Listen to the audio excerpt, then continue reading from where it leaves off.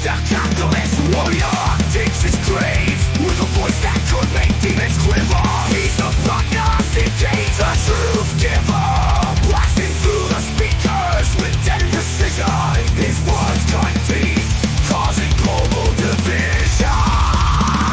The CIA levels of assessment, he's got them all, unmasking the lies, watching empires fall. Ruthless and relentless, he takes a stand, bringing a hammer down on the corruption of the land. No politician, nobody is safe from his wrath. He's the business badass here on the warpath. Ghost, predicting the future. Ghost, sparking synapses. Ghost, the badass of business. Yeah, now get ready. True Capitalist Radio starts right now.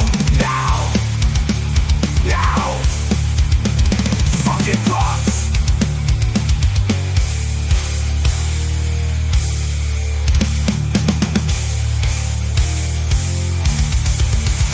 Fucking bucks.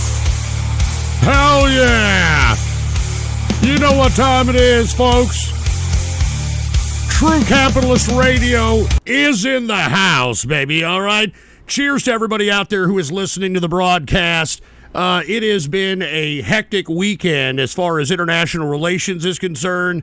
A lot of things to talk about on this episode 692 of the True Capitalist Radio broadcast. And before we get into anything else, I'd like to ask everybody to please spread this show across the internet and throughout the world. And let everybody you know, let them all know that the True Capitalist Radio broadcast is in effect and in the house. Once again, episode 692. We got a lot of things to talk about on this Monday. All right, so without any further ado, let me go ahead and move out of the way and get to the side of the broadcast here. And let's go ahead and talk a little bit about the markets, shall we? All right, let's go ahead and get right into it. Put the PC shot on. The markets are kind of topsy-turvy because everybody is awaiting NVidia's earnings, which are supposed to come out tomorrow, and everybody is anticipating a better-than-expected appearance as it pertains to their earnings. Now, if there is anything out of the ordinary, in my personal opinion, this could be the catalyst of a major sell-off, but that doesn't seem likely. And everybody out there is pretty much anticipating that there's going to be a positive reaction in relation to NVIDIA's earnings. But that's what everybody right now is looking at. And then after NVIDIA's earnings, you have a little bit of statements that are going to be put out by the Fed on Wednesday. A lot of things going on. So with that being said, let's go ahead and get to the markets. The Dow Jones Industrial today, folks, is down 0.49%. Current average of the Dow is 39,806.77 points for the Dow Jones Industrial. The S&P 500 up very modestly, 0.09%, closing out the S&P at 5,308.13 points for the S&P 500. And the NASDAQ is up modestly, 0.65%. NASDAQ right now is at 16,794.87 points for the NASDAQ composite. And gold continues to go up, folks. Gold is up 0.53% today. Gold right now is at $2,430.30. Now, let me tell you something, folks. A lot of people are going in to the gold and silver markets right now. Take a look at this. Perfect storm steers gold to another record high as silver jumps, all right? Now, silver right now, folks, is at about a little over $31, but we are on a trajectory for that to go up to the at least all-time highs back in, what was it, the 2010 days at around $50. I think it surpasses that just based on the current metric that is being priced in the gold arena.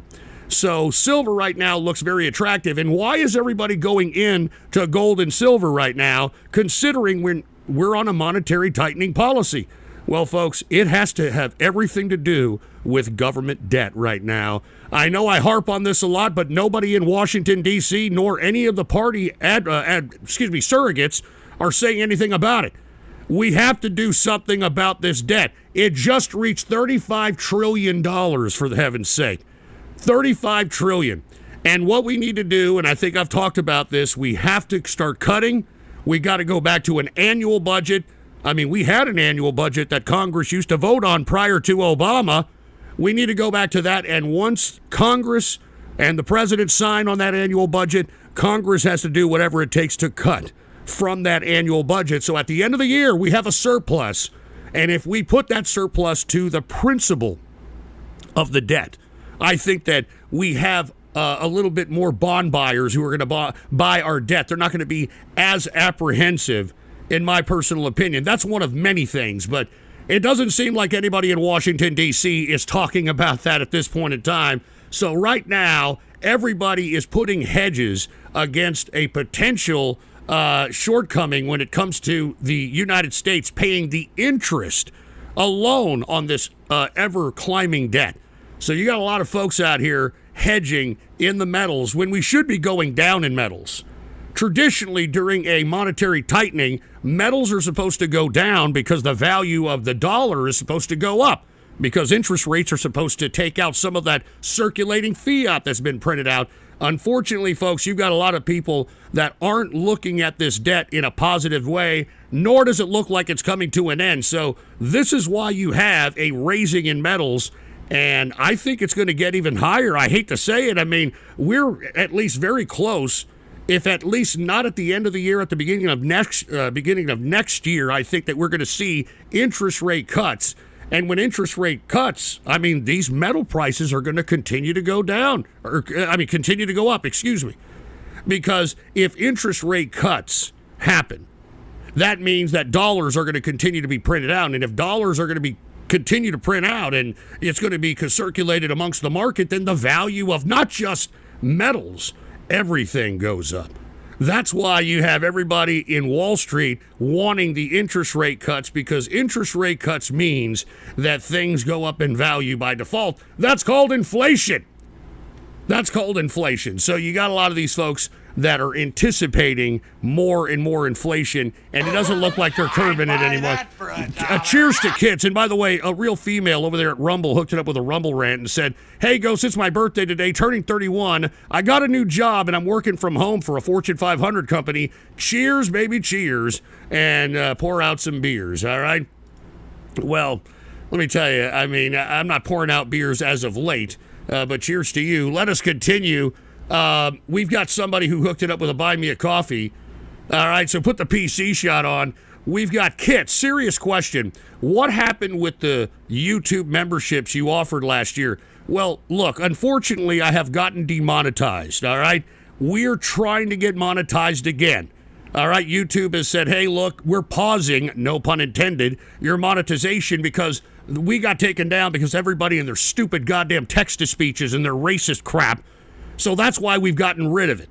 So that's what happened. Anyway, since you're streaming on the air again, are you still doing YouTube memberships or Buy Me a Coffee only now? I hate to say this. I have to go with Buy Me a Coffee only at this point because YouTube is very wishy-washy on who they allow to be monetized and who they don't. So if YouTube allows us to be monetized again, well, then maybe we'll go that direction. But I don't think so. All right, I don't think so. Anyway, thank you very much, Kix, and I hope that answers your question. And by the way, since he's talking about it, be a member of the True Capitalist Radio membership, because that's why we have taken down text-to-speech so that we can continue to spit the financial insight and the straight political dope. All right, there's 2 tiers, and you'll be exclusive into the True Capitalist Radio chat room, which, by the way, had a very good conversation with folks in there last night. I'm going to be in there tonight, 30 minutes after the show, talking to folks, discussing things, answering questions. So cheers to everybody out there. And like I said, there's not going to be any kind of internet blood sports, any kind of drama whatsoever. So if you're worried about that, this is we're not going to take any of that. So FYI. And a real female, how many back shots would you take? I don't know what the hell that means. And Fallen Dawn, dude, what did you say the CIA Kobe'd the Iran president? Well, look, I haven't gotten there yet there, Fallen Dawn. I'm going to describe all that here in a second, right after I get through with the markets and other things, okay? And hold on, we got somebody who hooked it up with a buy me a coffee. Gorgia Trains, a member of the True Capitalist Radio membership, by the way. What's up, Ghost? Lots of news today. Can't wait for your insights on Iran and what this helicopter crash means. Well, I think if you've been following me on Twitter there, Gorgia, you know what I'm talking about. This was definitely something black operation style, but I don't want to get ahead of myself. We're still talking about the markets. Cheers to you, and thank you very much for hooking it up with a buy me a coffee, man. I'd buy that. And Twinkeltard, Devious Dave has chlamydia with 5 beers. Twinkeltard, Devious Dave has chlamydia. Did you really need to have 5 beers to express that about Devious Dave over there at the Rumble? Anyway, cheers to Twinkeltard with the 5 beers, man. I don't know why you're going at Devious Dave, but cheers to you, man, all right? But anyway, let's get back to what we were talking about. Since we're talking about the markets, let's move away from gold and let's go back to meme stocks, which was a big subject matter on the last broadcast. If you happen to have listened to the last True Capitalist Radio broadcast, everybody for the past couple of broadcasts are calling me a boomer, that I don't know what I'm talking about, that meme stocks and meme coins are the big deal. Hey, look at what institutional Wall Street is calling you retail investors. Just what I called you on the last show. Dumb money. Look at that. Dumb money. I'd buy that for a... And hold on, I'll get to your donation in a minute there, Kitsu. Dumb money, all right, loses $13.1 billion in the latest GameStop mania. So all of you folks that were selling off, any kind of holdings to move it over into GameStop or into AMC, any of you folks that took credit out and tried to put it in there and thought that you were going to get 10,000 or whatever it is that these idiots on fucking X or Twitter claimed it's going to be during the short squeeze, you all are now holding the bag to a company that will never, and I'm talking 2 companies that will never do anything. They are dying companies.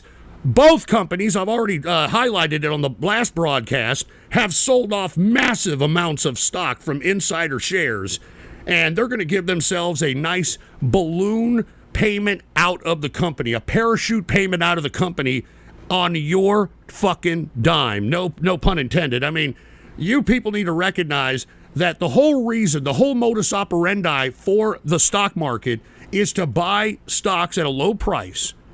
And that stock that you buy at a low price, you want to do some research on it and make sure that it's going to have some trajectory of profitability.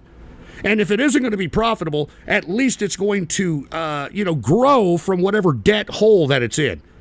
There's got to be some trajectory of growth. If there's no trajectory of growth, then it's a dying company. And that's what GameStop and AMC are. And I just don't understand how anyone still listens to Wall Street Bets or that criminal, that financial terrorist Roaring Kitty. I mean, it's very basic when it comes to the stock market, okay? Buy low, hold, and then sell high.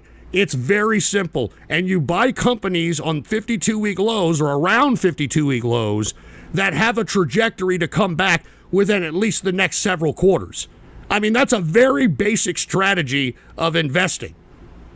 But unfortunately, you've got folks out here that actually listen to the folks on Wall Street Bets who are telling them to put their money on dying stocks. It makes no sense. So once again, all of you young people who are taking out credit card loans and trading on margin and believing the hype, there's about 13.1 billion of you, $1 million of you people that are holding the bag. All right, about $13.1 billion worth of you folks holding the bag, and it ain't never coming back up. So enjoy the money that's about to burn, all right, because this thing is never coming back up. It's one thing if you buy in at a bad price and it goes down and you got to hold the bag, but you know it's going to come back up. The company's not going anywhere. They're just on a bad slump, and then it goes forward. No, not with these stocks, baby. Not with these stocks. And Valentine Broadcasting with a $10 Rumble rant. Hey, Ghost, great job as always. Really enjoy the TCRs. Cheers from Billy V. Hey, Valentine Broadcasting, man, cheers to you. And once again, cheers to Twinkeltard for the 5 beers as well. But cheers to both of you guys, and I hope you're having a good Monday. But once again, man, dumb money loses $13.1 billion, and it ain't never coming back.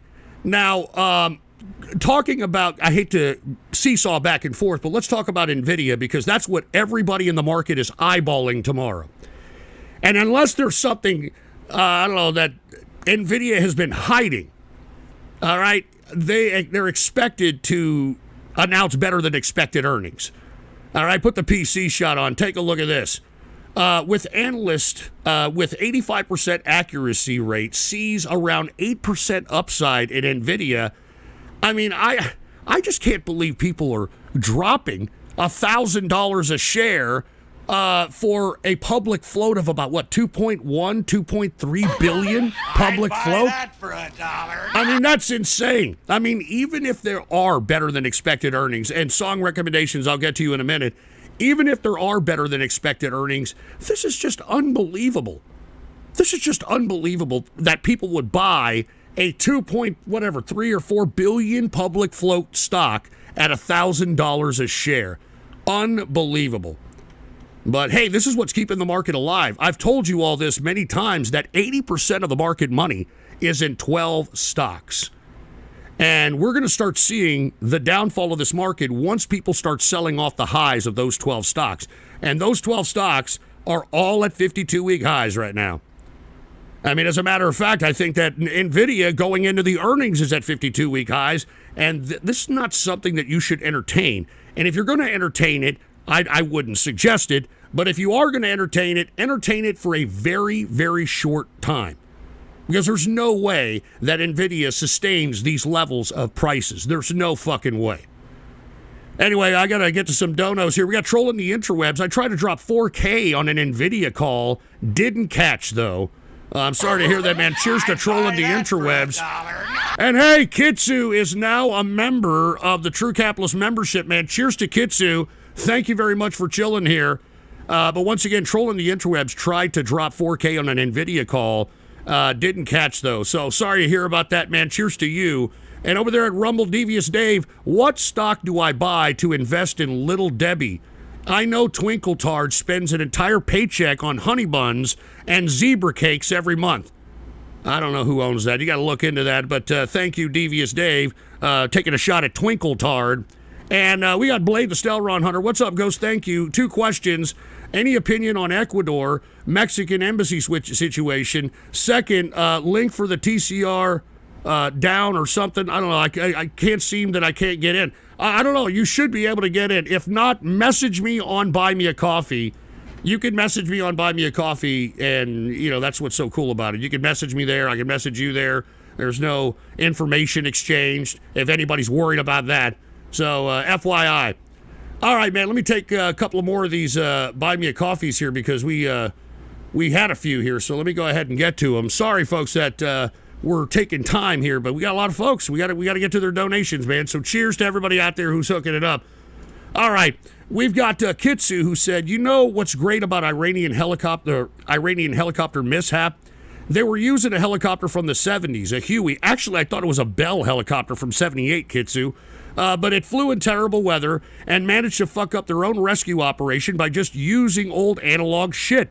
Emerging power in the Middle East, by the way. Guess where all their money went away from domestic goods shit, and instead it went into proxies. Well, it not only went into their proxies, but lest we forget that they're trying to develop nuclear weapons. I don't want to get ahead of myself here, but that's where all the resources go. It takes a lot of money to be able to develop nuclear weapons. All right, so anyway, thank you, Kitsu. Cheers to you, and once again, welcome to the TCR membership, man. And song recommendation said, you call yourself prognosticators of prognosticators, but yet you failed to predict that there would be one day that through science, men and trans women would be able to produce milk. LOL. You should really milk this opportunity and sell your own. Well, I don't know if you know this, all right? I just know this through extensive research into this community. But if anyone who is taking estrogen and trying to turn themselves from male to female, they're going to naturally lactate because of it, all right? So just FYI, if you didn't know that was something that that was something that was done. I'm just saying. I know it's gross, but hey, we're living in those modern times, folks. So I'm only providing this information as a public service announcement. But anyway, let us continue. Trolling the interwebs hooked it up with a $5 Rumble rant and said, NVidia will always have better than expected earnings. Their largest purchasers are their subsidiaries, so they can just inflate their numbers like crazy. That's a very interesting point. Cooking the books, kind of like what tech is usually doing. I'd buy that for $1. Anyway, hold on. We got another one by song recommendations, and then we're going to get back to the broadcast, folks. Sorry about this.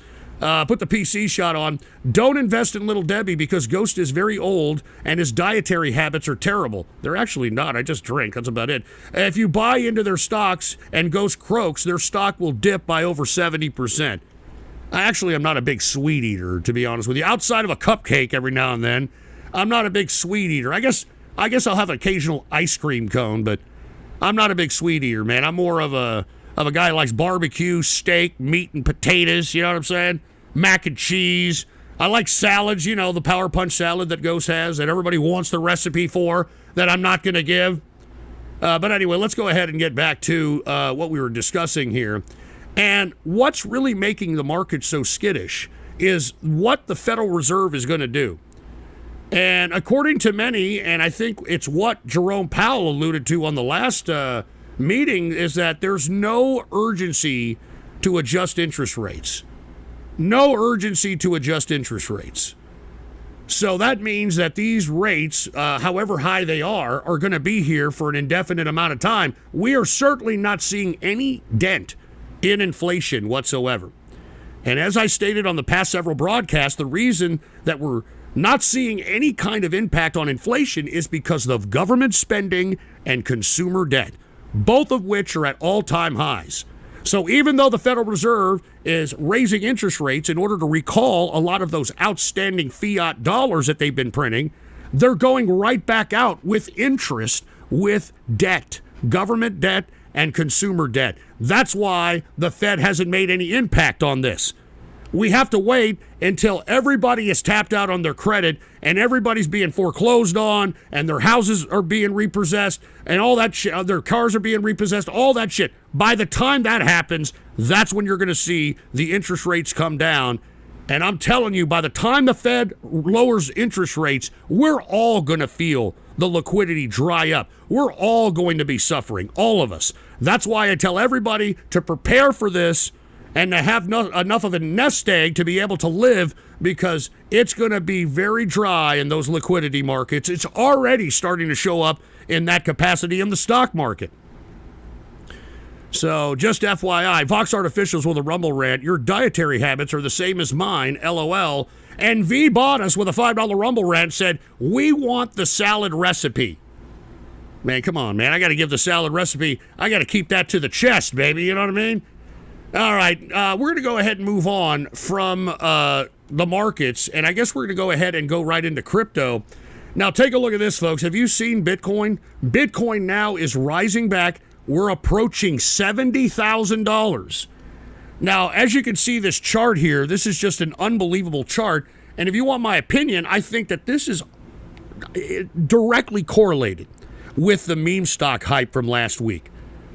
I completely think that this is what this is all about. This is a meme stock hype because there's a lot of bad news that has come out for crypto. I mean, I think they're cracking down on it in some countries. I'd buy that for $1. All right, yeah, www. Thank you very much. But people are just buying it, and that's what makes the market. More people that buy than sell. And right now, more people are buying into Bitcoin than are selling. So I think this is a temporary uptick. This is a very fickle market. I can't pretend to tell you what these people are thinking in this market. So we may hit maybe 70, it may go over 70, but I guarantee you there's a lot of folks that are holding bags out there that want to get the fuck out of Bitcoin already and have been tired of holding it for 4 years. So once again, this may be temporary, and I think this has a lot to do with the correlation with the meme stock hysteria that we saw last week. And it's now translating into crypto because guess where the whole meme crap came from? It came from the crypto markets with meme coins. So anyway, folks, that's Bitcoin right now approaching $70,000. We'll see where it goes. It's definitely not going to stay there. And this idea of it going to 100,000 or 200,000 in this dried up liquidity market is smoking crack, if you believe that's going to happen. All right, you're absolutely smoking crack. Anyway, folks, let's go ahead and make a transition, no pun intended, from financial news to the domestic front. All right. And let's go ahead and talk right about politics because we're in the middle of an election year. I don't like either of the candidates, so let's pick them apart, equally, shall we? Now, Joe Biden has been out here trying to campaign. He's been obviously trying to pander to the black demographic. He was recently at a graduation. I believe it was Morehouse College he was at. Yes, Morehouse College in Atlanta. And he spoke in front of Morehouse College, which was an all-black college, and he told black graduates, Republicans don't see you in the future of America. So it's one of those incendiary remarks that Joe Biden likes to do to the black folks that black folks just tend to palate. I mean, remember the last time he was talking to that stupid piece of crap Charlemagne, that black DJ on the Breakfast Club? Remember when Joe Biden told him, if you don't vote for me, you're not black. And this guy has been getting away with this, and I think that he pushes the limit purposely because no black person that's famous, no black leftist, no black liberal, no black Democrat ever checks him on this. He gets away with this kind of crap.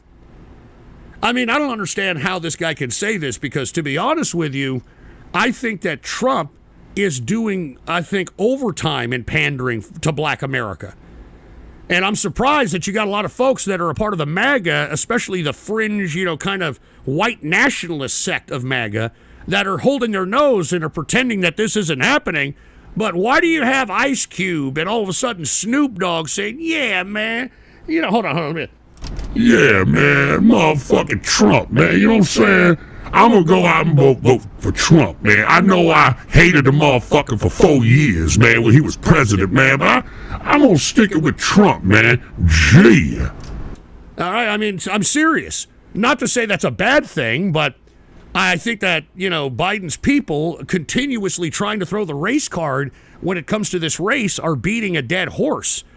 All right, I think that ship has sailed a long time ago, and I think most black folks recognize that, hey, we being used, baby. We being used by Democrats, and we tired of it, man. I'm about my money. And, who cares more about your money?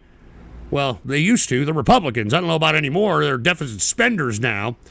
But anyway, that's Biden. He continued on, by the way. He didn't just stop there. He spoke later on that evening at an NAACP dinner, of all places. I mean, that just goes to show you where he's campaigning. And Biden tells the NAACP Trump is out for revenge, not to lead our country. Now, I'll be honest with you. I don't know if he's wrong on this. I'll be honest with you. I think that most of the motivating factor of Trump's nomination is revenge. I mean, every time he has a rally, that's all he talks about. It's rigged. It's a screwed up country. It's corruption. I mean, it's no policy. There's no policies. That's my biggest criticism right now. We need policies on the right, and no one is giving them. No one. And Vox Artificial with a rumble rant. Trump is getting persecuted and arrested by Biden's DOJ made him more relatable to black voters. Well, I don't know what the hell that's supposed to mean, but anyway, I'm just saying that black voters are now gravitating more towards Trump at this point, and this pandering to race baiting that Biden is doing, I think it's much to do about nothing. Now, folks, believe it or not, we're in the midst of election season, and there are 7 states that are going to come down to the wire, and these 7 states are going to be the ones that are going to choose the next president. And guess what fucking states they are? The same damn states that, culminated into the debacle that we had in 2020. The same damn states. Look at Arizona. What a shock. Georgia. What a shock. Michigan. What a shock. Nevada. What a shock. North Carolina's, that's a new one. That's a new one there. But Pennsylvania. What a shock!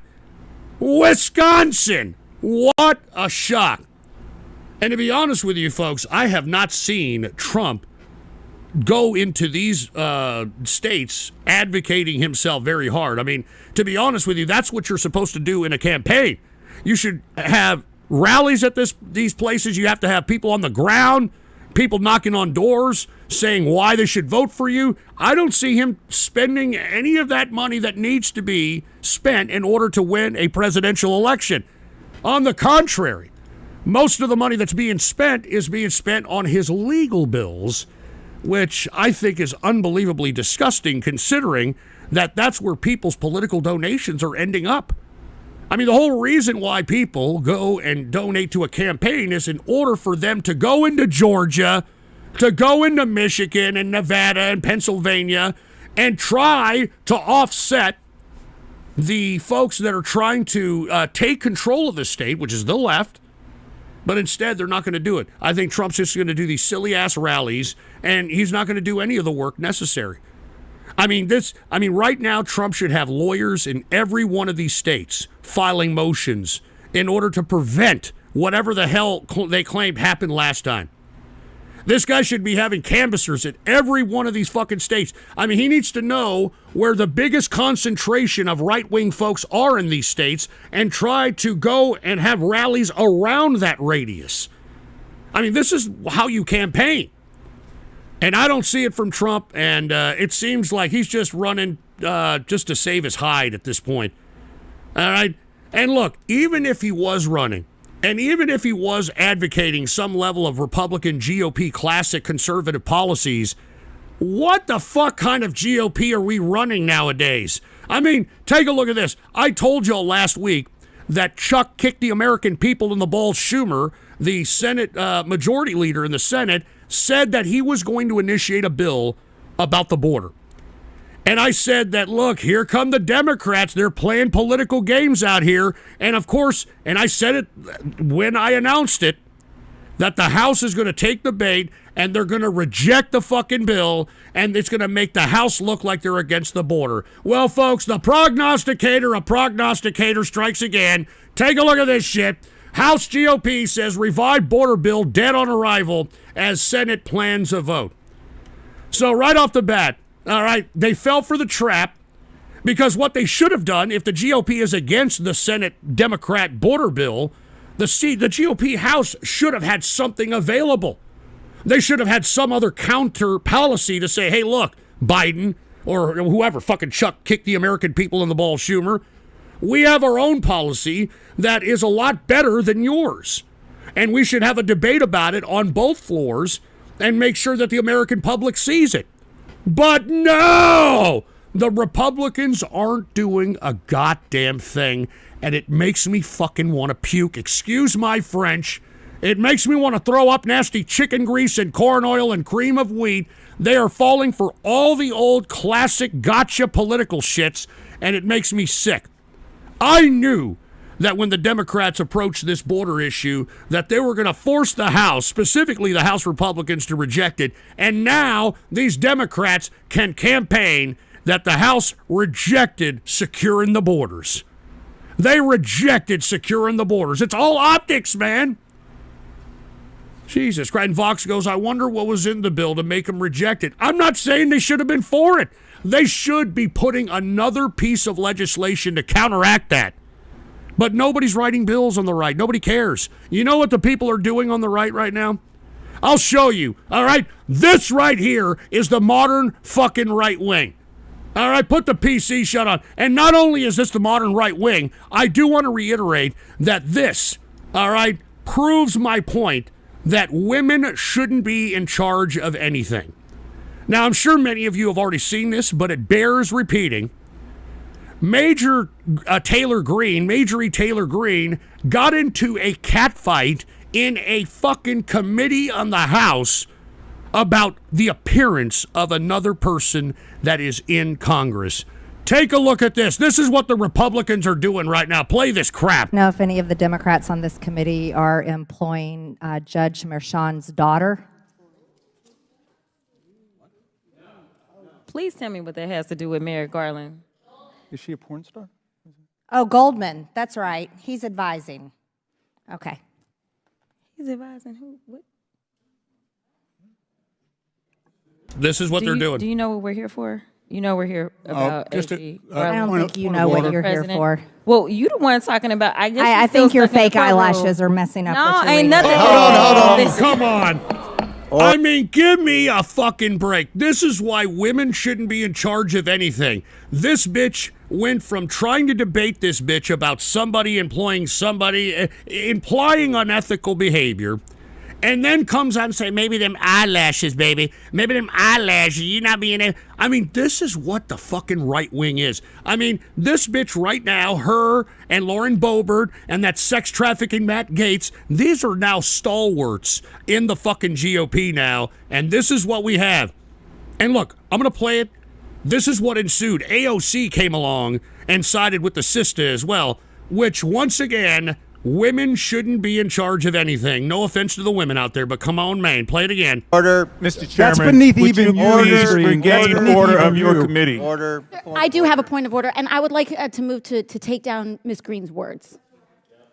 That is absolutely unacceptable. How dare you attack the physical appearance of another person? Are your Move feelings hurt? her words down. Aw. Oh, girl, baby girl. Oh, really? Jesus Don't Christ. even play. with Baby me. girl? I don't think we are so. going to move, and we're going to take your words down. I second that motion. Oh, my God.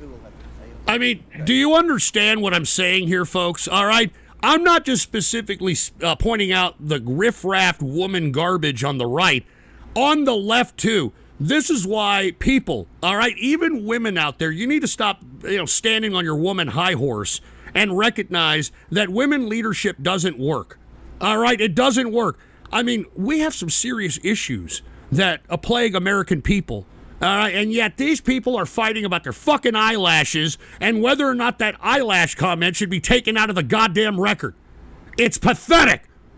Play the rest of it. Hold on. Five Finger Prostate Punch said, you do the same thing when someone debates you. Shut up, asshole. All right, get him out of here. Kick that asshole out of here. Play the rest of this. Ms. Green agrees to strike her words. I believe she Chair must apologize. recognizes No. Mr. She Perry. must apologize. Okay, hold on. Then after Mr. Perry's going to be recognized, then Ms. Green I'm not has 4 minutes and apologizing. 21 Well, seconds. then you're reserve not the right to striking your object. words. I am Mr. not Perry. apologizing. Now let's go. Come on, guys. I mean, look at this. Why don't you debate me? Look at this fucking old man. He's like, look, hey, come on, guys. What the hell's going on here, man? I mean, I got to go to the bar here at happy hour. What the fuck are you women complaining about? We're not even talking about the goddamn issue here at committee, you stupid bitch.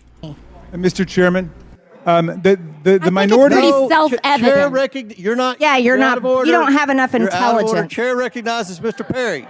Okay, move to strike I'd like to I strike move to those strike the words lady's as well. words. I would like to strike Strike those the words lady's as well. words again. Oh, my That's God. 2 requests to strike. That's 2 requests to strike. Oh, they cannot take the There's words. another motion to strike her words again. Please All right. get Okay. your members under Here's the control.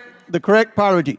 Ms. Green, do you agree to unanimous consent to strike your words? I repeat again for the second time. This, Yes, I'll strike hey, my words. this is our government, okay? These are the people that are in control of our lives. And as I've stated, this is a government made for the people and by the people. And if this is the kind of crap that we have representing us, then what does that say about us as people?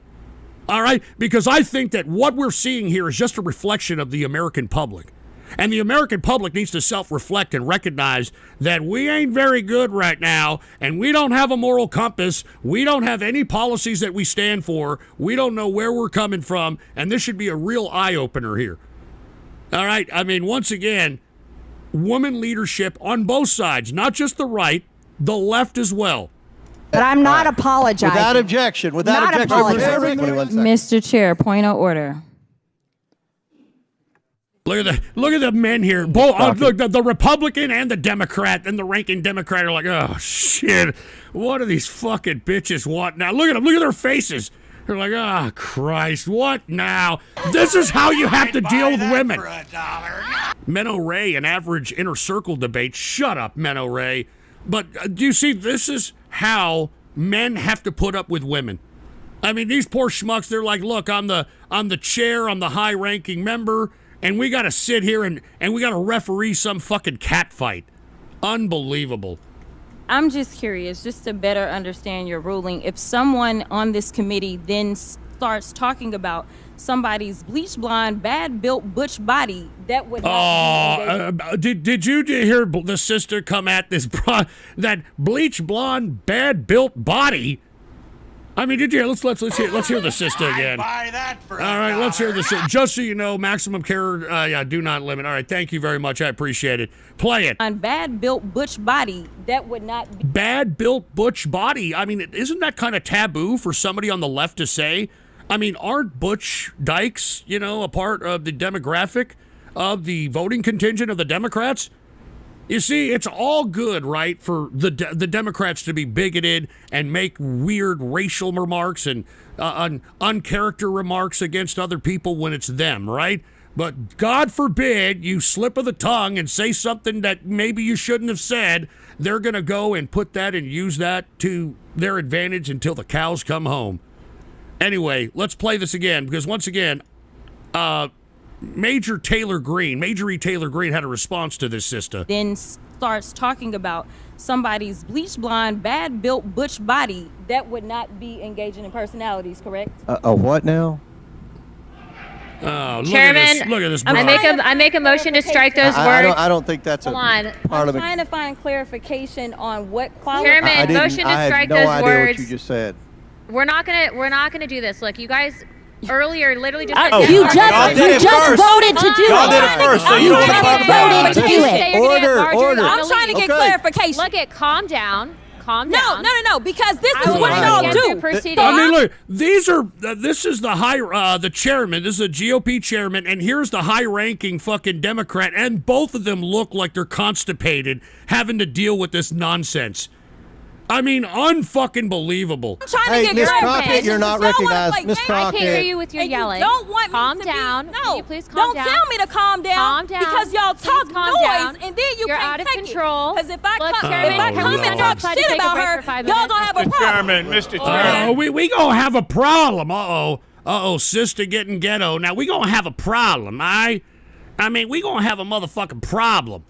So that's what's going on in our government right now. And of course, that derogatory statement that was said by that black congresswoman, Major E. Taylor Greene took it to heart because she released this on her Twitter today. I don't know if y'all saw this. Take a look at this. Major Taylor Greene claps back at Crockett with workout video. My body is built and strong. And this is it right here. All right? This is it. Yes, my body is built and strong, not with nips, tucks, plastic, or silicone, but through healthy lifestyle. Soon turning 50, and God willing, I will continue to lift, run, swim, play sports, surf, ski, climb, and live this life to the fullest and enjoying every single moment. So here you go. Jesus Christ, could you fucking put it any louder? I'm sorry. Anyway, you get the song. All right, there she is. Look at her. She thinks she's Mr. Olympia. All right, she's out here. I mean, it looks about 100 pounds, right? Or at least, 75, something. Maybe 80. Anyway, she obviously took offense to Congressman Crockett's butch-built body comment. But anyway, look, I didn't really mean to, bring this up. I mean, this is really embarrassing for the American public, but this is who's leading us. All right, we are sitting here in an election season, and these are the fucking people that we're fucking voting in here. It's not good. And by the way, Vox Artificials with a Rumble rant. I'll say it again. Ban retarded millennial women from everywhere that isn't the kitchen. I agree with that. I hate to say that, but I agree with that. And then we got Devious Dave. When do they get naked? So you see, this is what it invokes when it comes to males out here. When they see a cat fight in the middle of Congress, you see, once upon a time in Congress, we cared about decorum. That's obviously been thrown out the damn window, and Devious Dave is speaking for much of the coomers out there whenever they have these cat fights, you know what I mean? And Blade the Stelron Hunter, they're fighting like Shaniqua and Shanae in the hood. All right, well, anyway, once again, Major E. Green Taylor, Major Taylor, whatever fucking fruity ass name is, and she's like a Mexican for crying. I mean, she's got more names than a Mexican. Fernando, Valenzuela, Lopez, Sanchez, Montaria, Soltaria, La Verga. Anyway, here she is, saying that I don't have a butch body. I'm built and strong. I'm built and strong. That's great. Take this fucking shit out of here. Buy that for $1. Now, hold on. We got Menno Ray over here. I doubt that I really want to fucking take a look at his donation, but, it is what it is.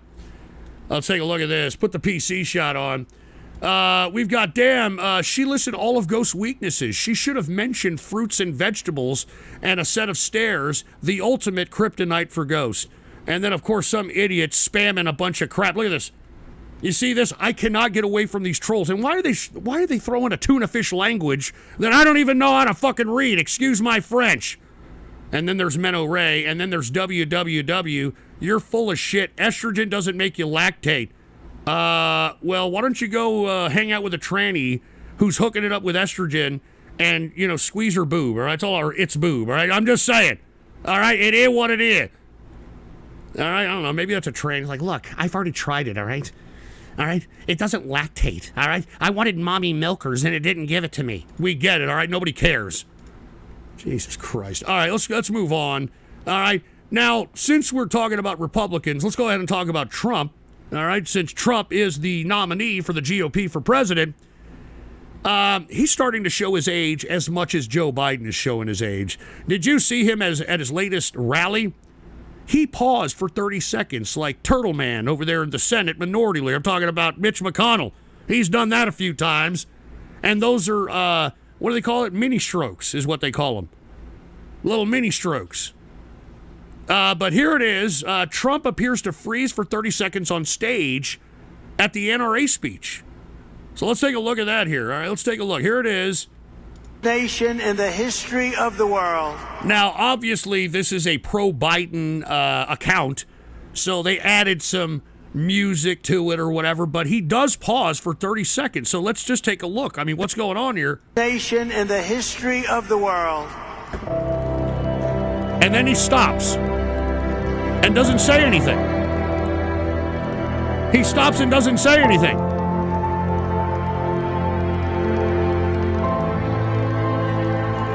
I mean, what's going on?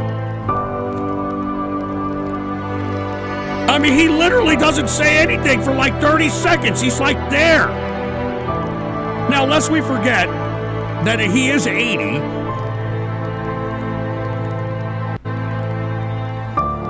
I mean, look, Right Side Broadcasting almost went to commercial. We are a nation in decline. Okay, so I don't know. Take what you will with that. He had to burp. Get the hell out of here. Take what you will with that. Also, folks, all right, he almost fell down by leaning over one of these podiums. I'd buy that for $1. And hold on, he paused because he found out that all you do is the Ghost Show is review videos and fake rage. Dude, Menno Ray, stop donating, you piece of crap. All right? Just donate if you have a fucking question, you moron. Anyway, once again, he almost falls over here. Take a look at this. But Americans are not struggling. Whoa, This is whoa. the worst platform. Who put this stage up here? This is the worst. The frickin' place is falling down. I know. And then, of course, he makes an angry rant about the event workers being crappy. But, I mean, come on, man. All right? You were clearly leaning, and, you're kind of a barrel ass. No offense there, Trump. And you're at least about 250 pounds. And you're putting all your weight on there. Look at it. It's collapsing. It's fucking plywood. It's not. It's meant for show, man. But Americans are not struggling. This is the worst platform. Who put this stage up here? This is the worst. The frickin' place is falling down. I notice it keeps tilting further left. It keeps tilting further left. Oh, Jesus. We got drunk. Hey, Drunk Aussie, dude. We're going to have to give you your money back, dude. We don't want you in there, dude. All right, seriously. You're a fucking asshole troll. All right, you dox people. Don't kick him out when he gets in there. Get him out of here. We don't want him. All right, seriously. This is not that type of chat room. Kick him the hell out of there. All right, anyway, let's get back to the broadcast, shall we? All right? All right, I'm not joking around. Look, I don't want to go into what the whole Drunk Aussie thing, but he's a fucking piece of crap, all right? Anyway, with that being said, let's go ahead and get back to Trump here. Okay, aside from him freezing and almost falling down because of a podium situation, Donald Trump's lawyer is fighting to stop the former president from testifying in his hush money deal trial relating to Stormy Daniels. And apparently Trump wants to take on, he wants to be on the stand. He wants to testify. You know what I mean? I mean, he wants to testify, for Christ's sake. And his lawyer is begging him not to. Now, what I'm expecting, though, when he testifies, when he has to say something that may potentially incriminate him, he's probably going to plead the Fifth Amendment. I'd buy all that right? for $1. He's probably going to plead the Fifth Amendment. And when he pleads the Fifth Amendment, folks, that's when, once again, another one of his contradictions comes back and haunts him. Because lest we forget, if this man, Trump, goes on trial, on the stand, and then pleads the Fifth on certain questions, I just want to remind everybody what he used to say about people that used to plead the Fifth Amendment. Let's go ahead and take a look.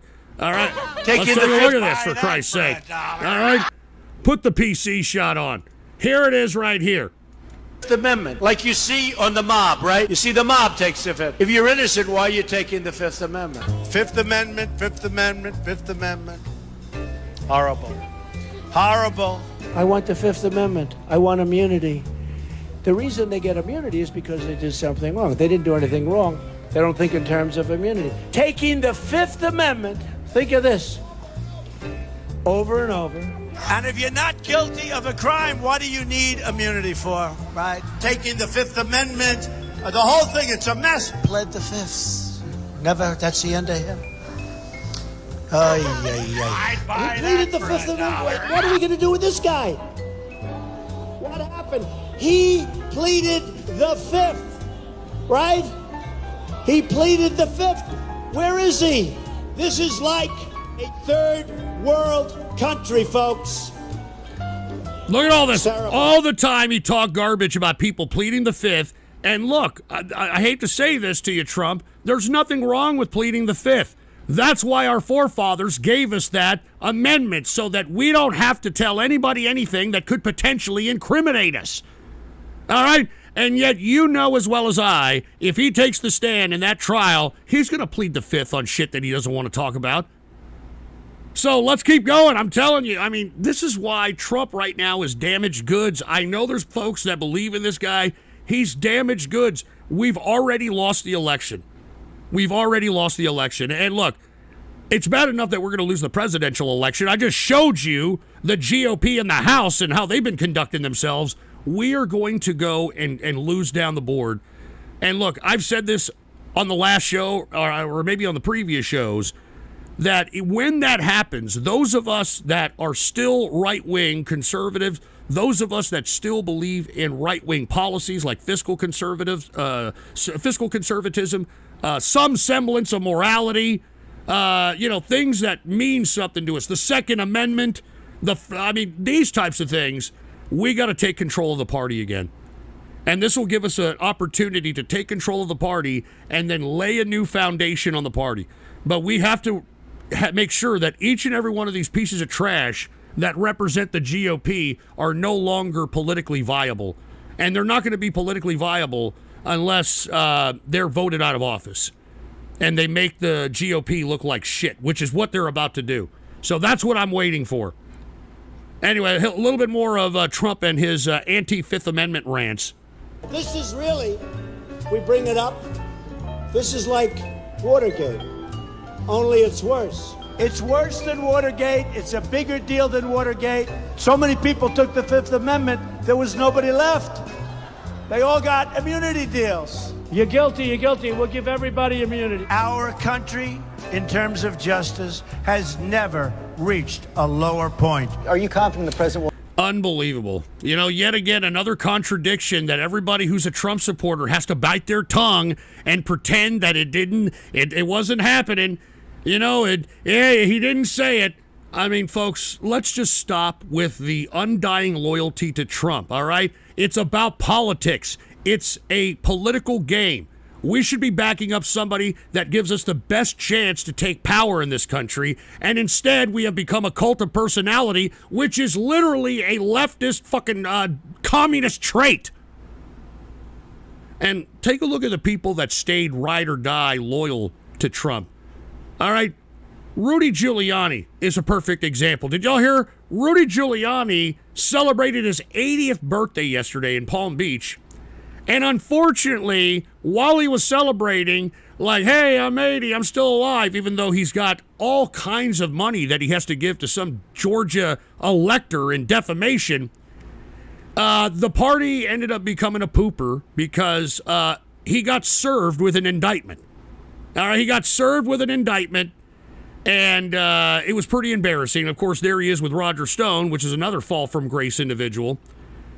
But this was his party. And, once they served him with papers, apparently there were people crying, people getting upset. And this is a fall from grace from Rudolph Giuliani. I'll be honest with you. I mean, had he not hooked up with Trump, I think that this guy's legacy would have stayed intact and he would have died a respectable man.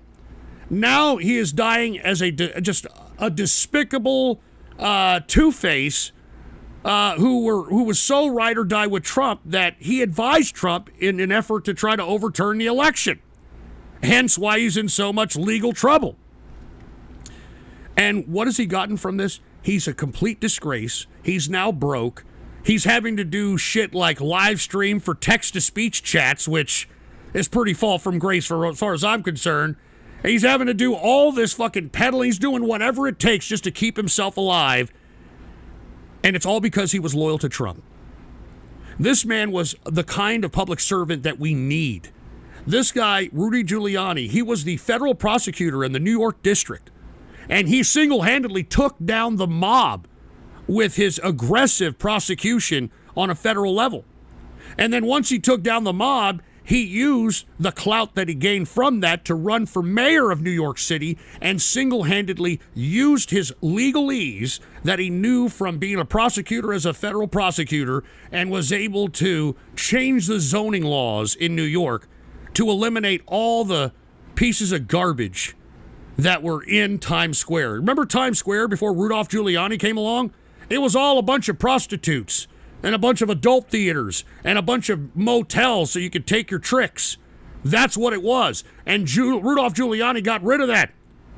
And he talked to Private America, and he actually induced media companies to move to Times Square to make that their headquarters. I mean, he single-handedly cleaned up New York, because prior to Giuliani, from late 60s to when Giuliani was mayor, New York City was a bunch of crap. I mean, it was known that if you were going to go there, you were probably going to get mugged, and being mugged was a ritual over there. It was a piece of crap. And this guy single-handedly made New York the epicenter of tourism that it ended up becoming after this guy being mayor. All right? I mean, this guy was a true fucking hero, and now he's a complete and utter disgrace because he gave his undying loyalty to Trump. It's very sad. And I'm sorry, Rudolph Giuliani, that you are going to go down in disgrace like this because you did a lot of shit that was good for this country. And it's sad that you've got the stink. You've got the stink of Trump, and it's fucking sad. And it's not just him. And I'll read the donos after this. It's not just Rudolph Giuliani that got himself ruined forever for being loyal to Trump. Remember the MyPillow guy, Mike Lindell? Take a look at this poor bastard. All right, Mike Lindell not only backed up Trump, he financed Trump. I mean, he put millions and millions of dollars trying to overturn the election, trying to prove that these voting machines were fraudulent and the whole 9 yards. And take a look at him now. MyPillow facing eviction from warehouse, but election denier Mike Lindell says the company is still in great shape. Now, give me a break. You're closing down warehouses, all right? And moreover, here recently, the FBI seized his cell phone, all right, last Tuesday as well. Or excuse me, not last Tuesday. This was a March article. So that Tuesday in March. So this guy is being investigated by the FBI. He's lost his fucking company. And on top of which, did you hear about this? He's being sued now. Mike Lindell is now being sued because he put out a bounty and challenged anybody that can prove him wrong. Because Mike Lindell supposedly had these secret files that he got from some anonymous person that was supposed to depict fraudulent voting in the voting machines, and he challenged anybody. Hey, anybody who could prove me wrong, I'll give them $5 million. I'd buy that for $1. Yeah, Ghost is a psyop. Yeah, thanks a lot. Anyway, the point I'm trying to make is he put out a bounty, and somebody proved that he was wrong, and now that person wants the $5 million. Take a look at this. My Pillow fight. A Trump voter proved Mike Lindell wrong.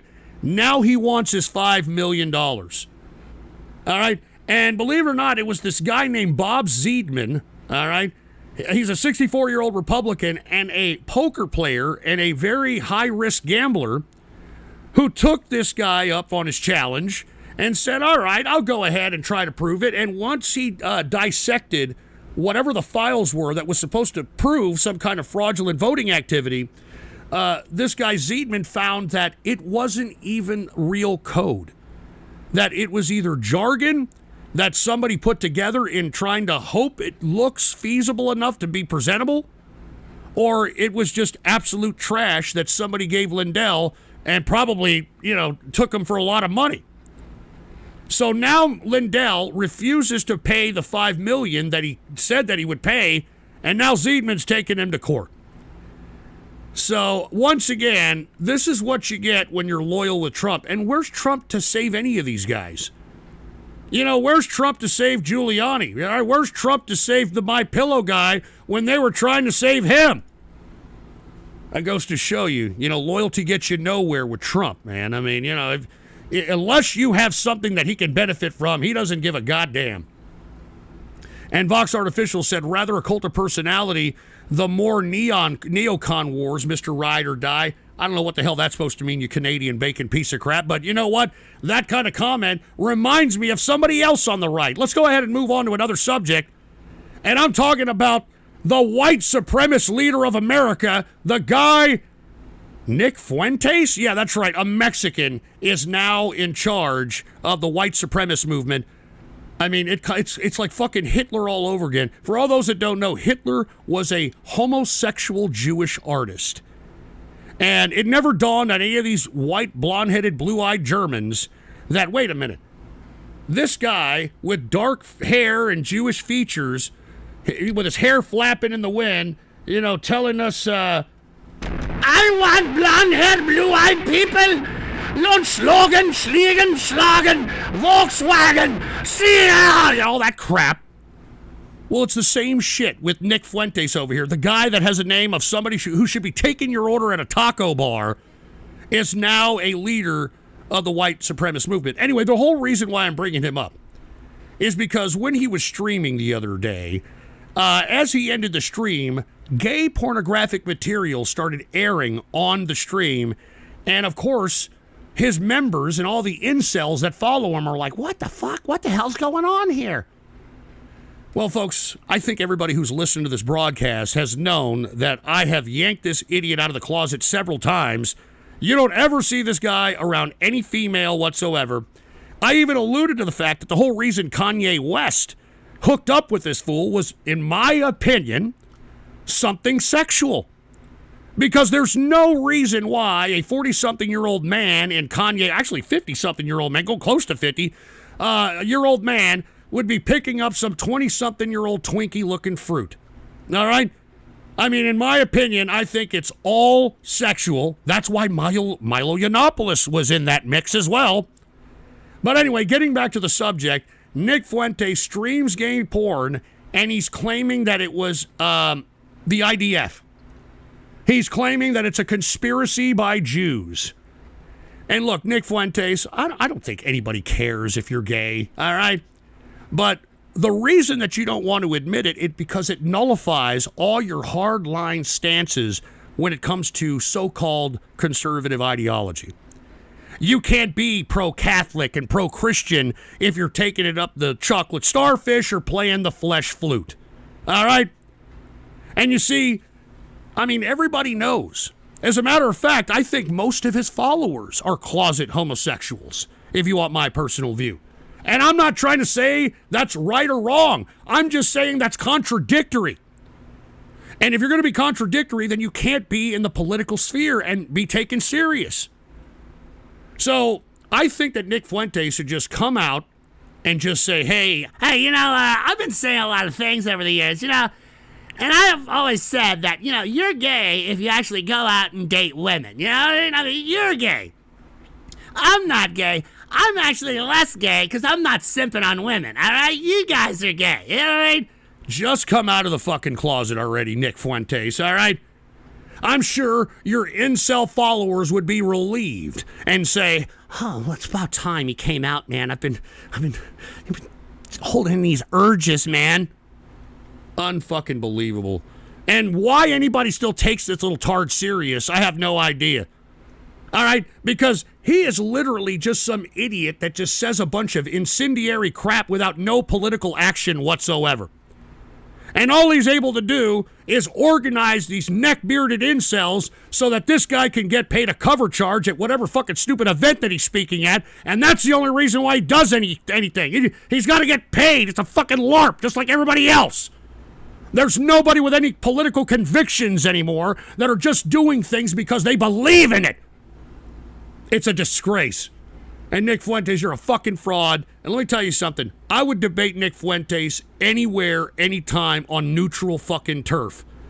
Formal debate, and I would make this stupid idiot look lower than a leprechaun's nutsack. All right? All I need to say is, dude, you're a Mexican. You're a fucking Mexican. Your last name is Fuentes. You should be asking me whether or not I want fucking chile on my bean and cheese at a taco bar with that kind of fucking name. And you mean to tell me that you're supposed to be some leader of some white nationalist incel movement? I mean, your whole goddamn movement is a contradiction. So give me a break. Get this fruit bowl out of here, for Christ's sake. He's smelling up my whole goddamn show like butt crack. All right? Ugh.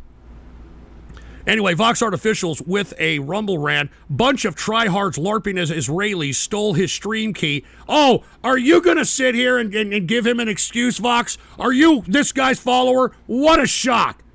What a shock that you're following this little twerp. Give me a fucking... I'm not reading the rest of that. Oh, it was Israelis that stole his stream key, and there was a watermark and a telegram, and yeah.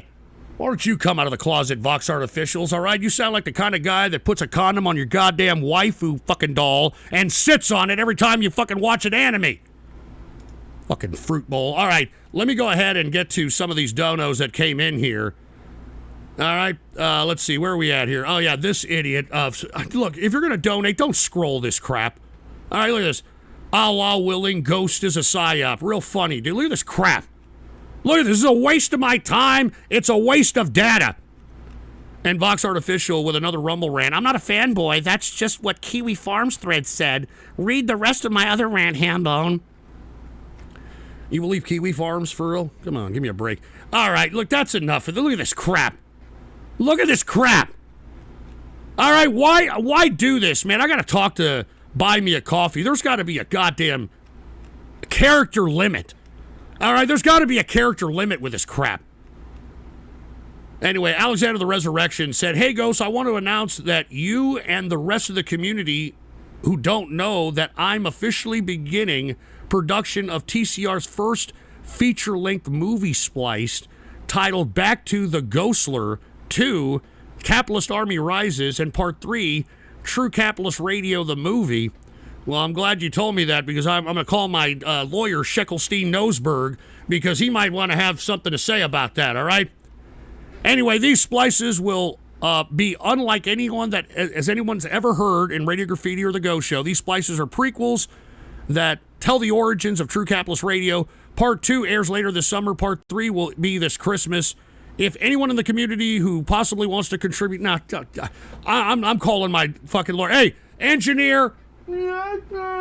Make sure to call Sheckelstein Nosberg after this show. We're going after Alexander the Resurrection, that piece of crap. All right?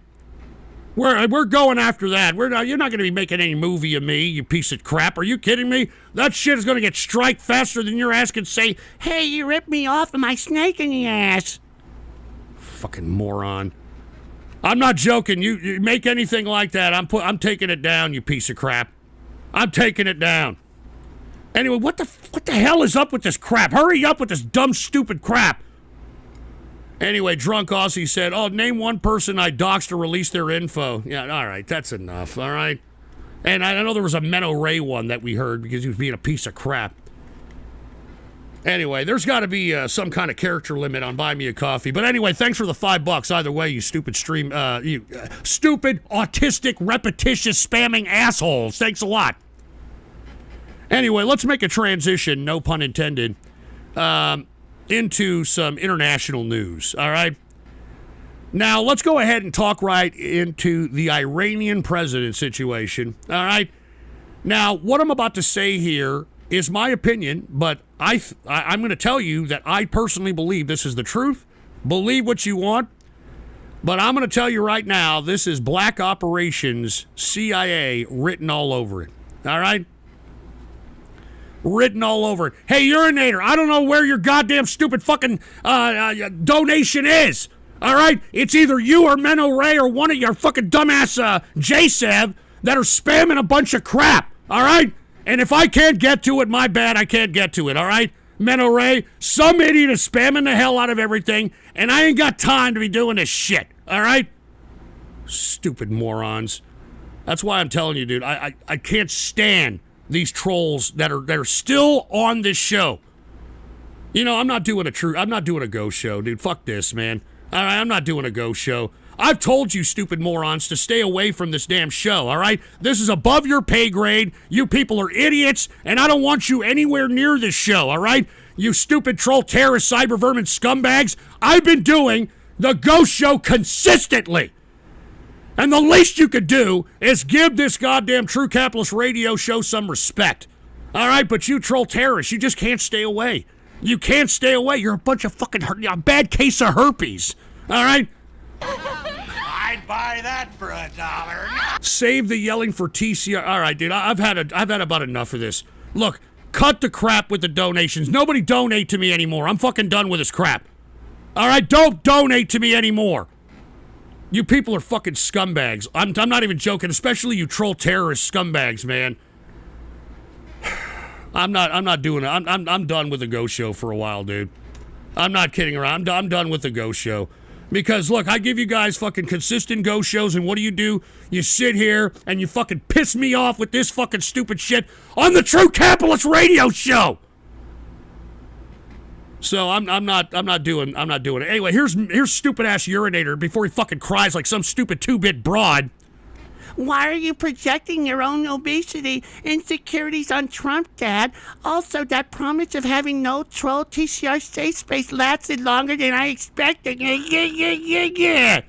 There it is, Menno Ray, you piece of crap. Don't donate to me anymore, you fucking moron. All right? You're a gay sexual harasser, and you need to take about 10 steps away from my freaking butt crack, you stupid fucking 2-bit AIDS-infected loser. Jesus Christ. Anyway, sorry, I don't mean to be so off-keister here. I know, trolling the interwebs. Damn, I was enjoying the show. Well, then kick these fucking people out of here. I mean, where are the mods? I don't care what fucking goddamn chat room they're in. Kick them out. All right, kick out every one of these trolls. Kick them the fuck out. Jesus Christ, man. That's why I'm glad the chat on the screen is the True Capitalist member chat. All right? Because if it was any of these other chats on the screen, I mean, give me a break. And you know what? Let me go ahead and let me see if I can do this. You know, I'm tired of these idiots on the YouTube channel talking a bunch of garbage. So can we do something to stop these people? Can we do something? You know what? I'm going to close all chat rooms. You know what I mean? I'm going to close all chat rooms because we don't need a chat room. There's one chat room and that's all there is to it, all right? Can't stand you fucking people. I swear to Christ.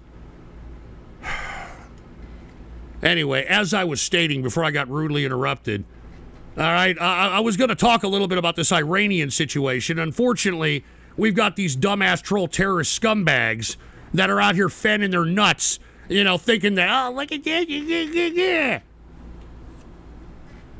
Anyway, let's go ahead and go to the crash And this is pure CIA operations, folks. And let me explain why, all right?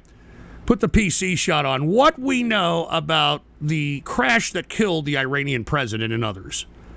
First of all, why the hell was he there? All right? He was actually there because he was in Azerbaijan to inaugurate a dam with the Azerbaijan president, Ilham Aliyev, when the crash occurred in the Dizmar forest in East Azerbaijan province. Now, why was the president of a country, a head of state, flying what is an alleged Bell helicopter from 1978? I'd buy that for $1. All right, and I'll get to yours in a minute, Froppy. Dude, you're another one, dude. Jesus Christ. Man, why don't y'all fucking leave me alone, dude?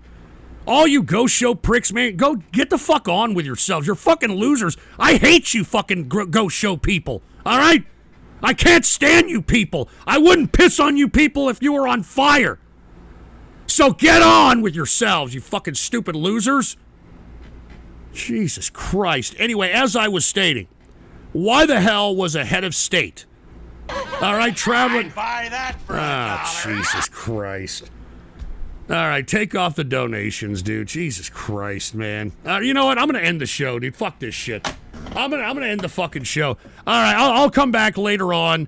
I don't know when I'm gonna come back, but obviously the mods that I'm putting into these fucking goddamn chat rooms are not doing their fucking jobs. All right, nobody is banning these stupid fucking pricks. I hate all of you fucking stupid trolls. I hate you people. All right, you're scum.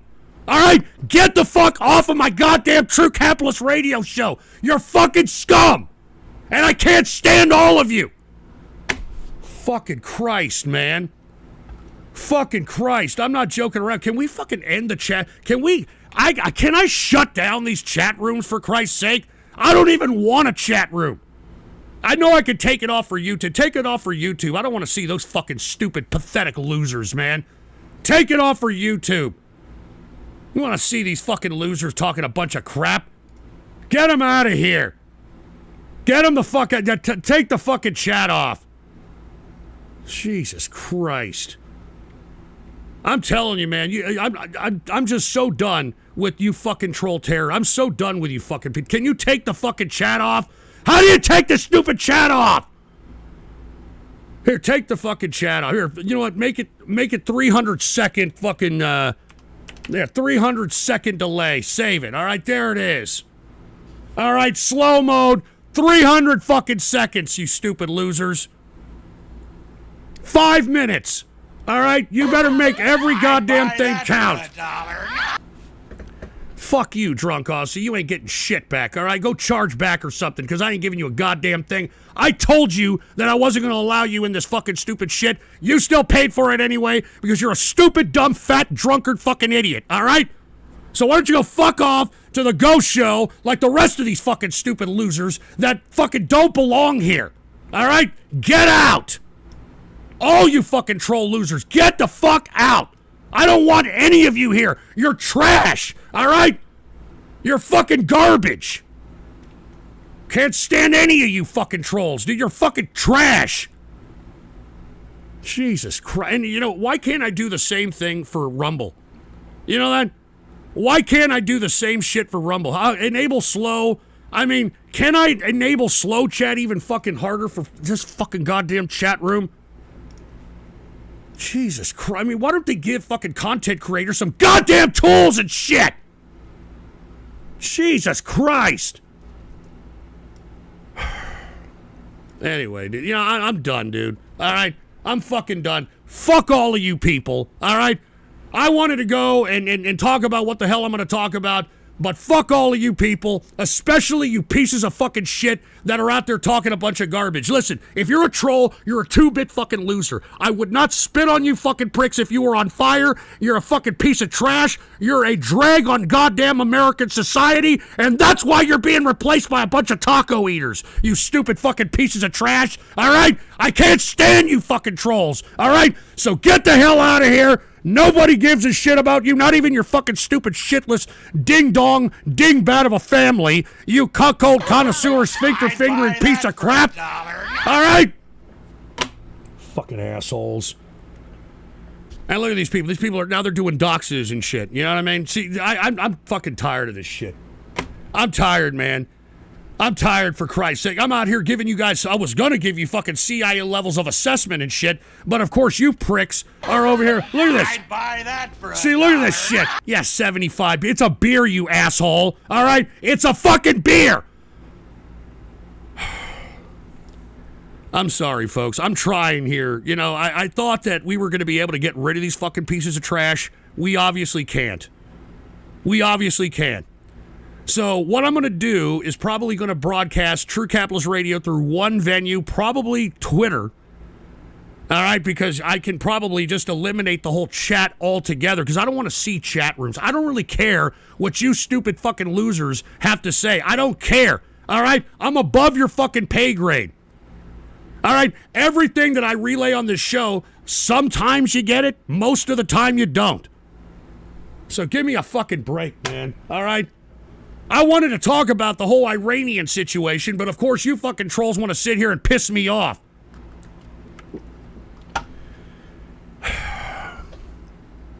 Anyway, I've already been on here for what, an hour and 20? I'm done, dude. All right, I'm done with this fucking show. I'm done with this show, man. I'm over here trying to give you guys fucking an information that'll spark your synapses, and instead, you people are spitting in your hands and waxing your fucking carrots like I give a shit. Like I said, no wonder all of you people are being taken over by taco eaters. And you know what? I have no problem with that. All right? I have no fucking problem with that because look at you people. Look at the people in the chat room flapping their fat Cheeto-stained fingers on the keyboard, talking a bunch of malarkey, for Christ's sake. If you're in any one of these chat rooms, take a look at these pathetic fucking losers. Look at them. And then, you know what? We're supposed to be feeling sorry for these pieces of trash when their credit is defaulted and their houses are foreclosed. And their cars are repossessed. We're supposed to care. Oh, yeah, Safe Space Sally. Go fuck yourself, asshole. All right? I don't want you stupid, useless troll assholes listening to my show. You're crap. You're fucking crap. You're crap. Jesus Christ. I'm over here trying to, give you guys CIA levels of assessment of shit, and you people are fucking pissing me off. Fucking assholes. Can't stand this shit. I don't even know why I do. I don't even know why I do. I'm not doing the Ghost Show for a while now. I'll tell you that right now. All right, you people have lost the fucking Ghost Show fucking privilege. You stupid fucking losers. All right? You guys have lost the Ghost Show privilege, you fucking Magic Johnson, toilet licking, Hillary Clinton, bedpan changing, kebab meatbag chewing, Cincinnati bow tie receiving pieces of perverted turkey tit sucking shit. All right? That's what y'all get because I'm tired of this shit. All right? I deserve more respect than the kind of crap that I'm getting. I deserve more respect. Jesus fucking Christ. Anyway, look, I'm going to try to get back to the broadcast. I'm sorry that I have to sit here and put up with all this garbage of these troll terrorists. I thought we got rid of these 2-bit fucking waste of life piles of human protoplasm. All right? Oh, yeah, cheers to the Trovo chat, X chat, yeah, whatever, all right? Whatever. I'd buy that for Dude, $1. Shove your fucking Trovo and X chat up your ass, all right? Piece of crap. And look at Fallen Dawn. Oh, calm down. Take some hits of tobacco. Hey, can you piss off with the fucking Trovo chat and the X chat? Who gives a shit? Shut up! Jesus Christ. You fucking piece of... You guys are pieces of shit, dude. You guys are pieces of crap, man. Anyway, Fallen Dawn, calm down, take a hit of tobacco and talk about the Iranian. Oh, yeah, by the way, that was a very serious issue that happened. Very serious issue. I mean, CIA took out a head of state, and I was going to describe how they took it out. But this is how you people are celebrating it on the internet. All right? Fuck you, Kirk Johnson. This is how you people are celebrating on the internet. Put the PC shot on. Look at this. This is how you people are celebrating it on the internet. And this is a very serious issue here. I mean, this is a head of state that has gotten taken the fuck out, and you people are treating it like it's a big fucking joke. Look at this crap. You people are fucking sick, dude. You know that? You people are sick, and this is why we can't have nice things. All right? Then we wonder why our goddamn government is a piece of shit. It's a representation of the people that are in this country. They're a representation of each and every one of you. I mean, you understand that the CIA took out this fucking president out there in Iran. And like I said, why? Why was the president in Azerbaijan, especially in one of the most horrid regions, mountainous, arid regions that are out there in that part of the world? What was he doing out there? He was lured to be out there. I'm talking Razi, the foreign minister, and one of the imams, which sits on the board of the clerics that anoints the next fucking Ayatollah. They were forced to go out there because why the hell was the president, once again, flying in a Bell helicopter from 1978 to Azerbaijan, which is a very mountainous, arid, and sometimes foresty area, and they crash in an area where they can't even have access to them? I mean, this underscores, as I stated at the beginning of the broadcast, the amount of money that they have been spending on all these terrorist satellites, all the nuclear developments, the drone developments, that they couldn't even buy a helicopter to carry their president in that was up to date, modernized, and frequently maintenanced. Now, I'd buy that for $1. yeah, all right, whatever, you idiot. Thanks for the $5. Anyway, why do I say that the president was lured out there? All right? And fuck off, Vox Artificials. You're a part of the fucking stupid jerk-offs that listen to me, you fucking stupid Canadian bacon maple leaf up the ass happen, dead moose humping piece of shit. So shut up! Anyway, what would end up happening out there? Why was the president out there? Well, folks, I'll tell you what's happening. I'd buy that for $1. Hey, by the way, there's no text-to-speech. Thanks for the $5, you stupid piece of shit. Ha ha! Stupid moron. Anyway, as I was stating, what really happened out there? Well, I'll tell you what happened, folks, all right? Weather manipulation. We're seeing a lot of weather manipulation war out here. We've talked a lot about it. And the reason I bring it up is because in this area, very interesting thing happening in this area. Take a look at this. Put the PC shot on. Take a look at this. All right, everybody, welcome back. May 19th, 2024, and I wanted to check out the weather that was taking place while they said the helicopter, the president of Iran, was in a helicopter crash, and they said it was due to some weird fog. Now, I'm going to show you something very weird when it comes to the weather in this area called Julfa. This is where the helicopter crashed. They said it was right here on the border, right near the city Julfa. Here's the border. Hey, Sapphire, we get it, man. Or Starlight, whatever it is. Go fuck off, all right? Don't donate to me anymore, all right? I'm in the middle of playing a fucking clip. Don't donate to me anymore, you fucking losers. Don't donate.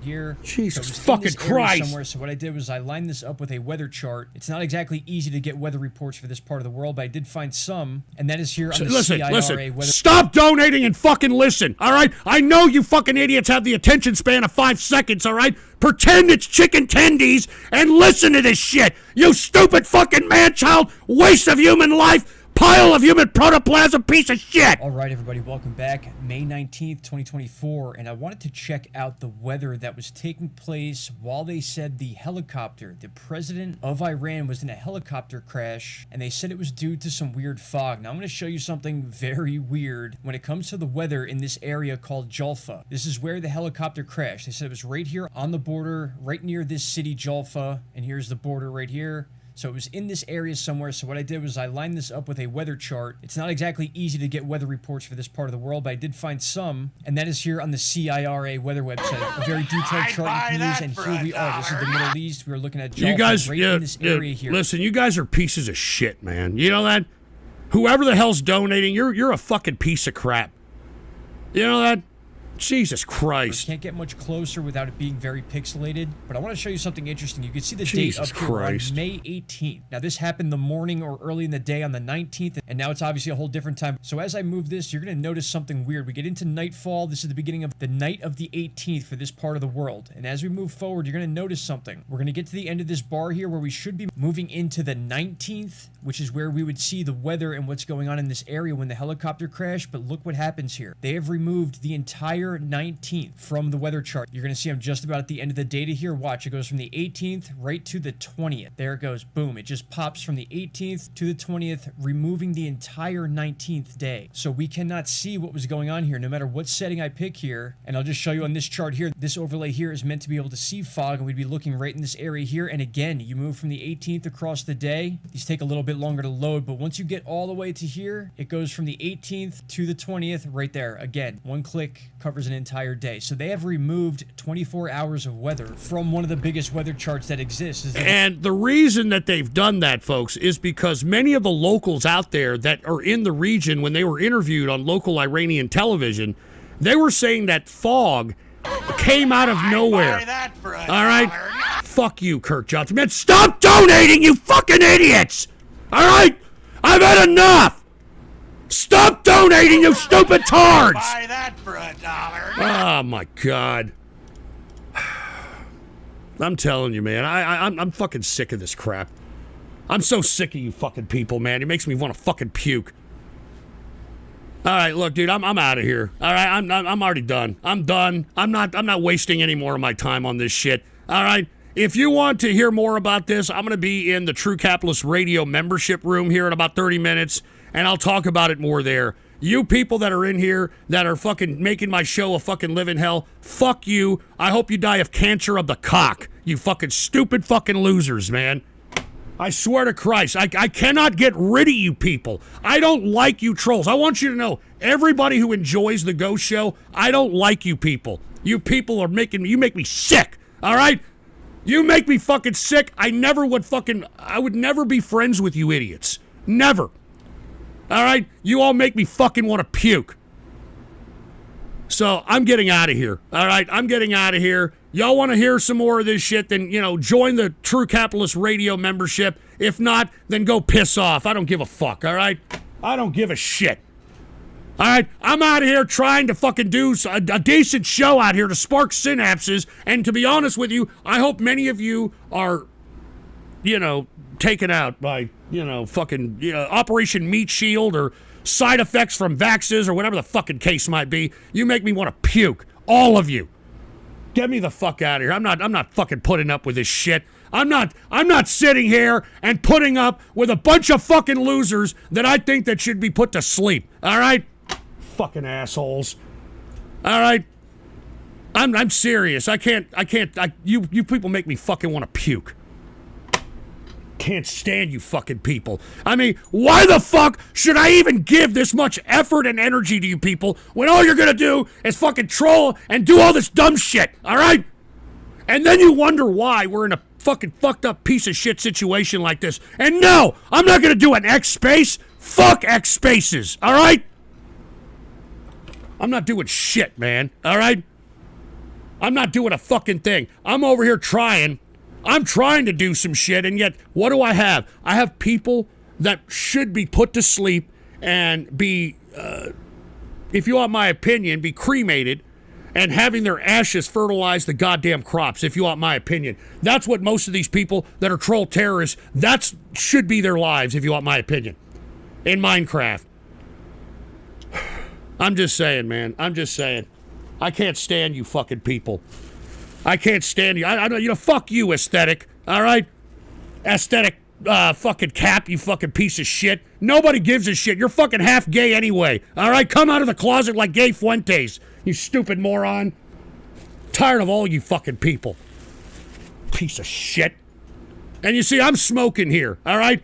I'm smoking because I got to have something to cool the edge off, for Christ's sake. I'm smoking tobacco. I got to do something, man. I'm trying to give you guys a serious fucking show, and all I get is a bunch of fucking losers. I hate you losers. Do you understand that? Get it through your fucking head. I hate you losers! Christ! And I'm not going to feel sorry for any of you when the fucking crash comes along and you don't have a pot to piss in or a window to throw it out of. I'm not going to show any of you any empathy whatsoever. None. None whatsoever. Fucking piece of shit. Let me give you a smoke. I'm smoking tobacco, by the way. All right? I'm not smoking any kind of illegal contraband. I'm smoking tobacco. And the strain of tobacco that I get from the Mexican kid that sells candy apples on the corner is called cunt ketchup. Don't ask. Please, God, don't ask. Anyway, let me just go ahead and take a smoke here. Cheers to everybody out there that's a serious listener, all right? I'm sorry you serious listeners have to take this crap. I'm really sorry. All right? I'm really sorry. Give me a smoke. You gotta hold it in, let it hit the brain, you know? Hold it in, let it hit the brain. All right. All right. I'm gonna try this again. All right? I'm gonna try this again. Don't donate, asshole. Jesus Christ. Yeah, right when I fucking said not to donate. Right when I said it. I'm fucking tired, dude.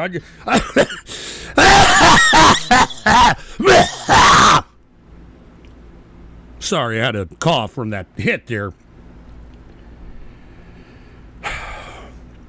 Just play this shit. All right, don't donate. Just play this. I'm trying to keep going. Play this shit. Which is where we would see the weather and what's going on in this area when the helicopter crashed. But look what happens here. They have removed the entire 19th from the weather chart. You're going to see I'm just about at the end of the data here. Watch, it goes from the 18th right to the 20th. There it goes. Boom. It just pops from the 18th to the 20th, removing the entire 19th day. So we cannot see what was going on here no matter what setting I pick here. And I'll just show you on this chart here. This overlay here is meant to be able to see fog, and we'd be looking right in this area here. And again, you move from the 18th across the day. These take a little bit longer to load, but once you get all the way to here, it goes from the 18th to the 20th right there. Again, one click covers an entire day. So they have removed 24 hours of weather from one of the biggest weather charts that exists. This is one of the most detailed charts we can use to find weather all over the world. All right, so once again, why did they take out this particular weather piece from this region?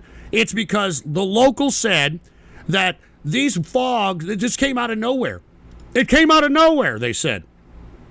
And as you can see, the Turkish sent in some kind of chopper with infrared to try to locate this fallen chopper, and this is what they got on the infrared. Put the PC shot on.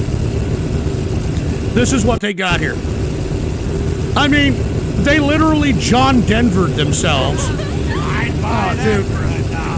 Look, cut the fucking crap, man. Stop donating, you piece of crap. All right? Stop donating Buy Me a Coffees, for Christ's sake, all right? I'm trying to do a show. God damn it, this fucking pisses me off, man. Anyway, as I was stating, all right, it looked like they John Denvered themselves, and for all those that don't know, John Denver decided to drink and fly, and he flew right into a mountain, and that's exactly what this looks like. It looks like a big black hole with nothing remaining. So obviously, either fog came out of nowhere, like many of the locals have suggested, or there may have been something that kind of made the equipment fail, which there's a lot of possibilities of how to do that. But either way, a head of state, the president of Iran, and the foreign minister died in this accident, and an imam. I mean, this took out a lot of high-profile Iranian figures.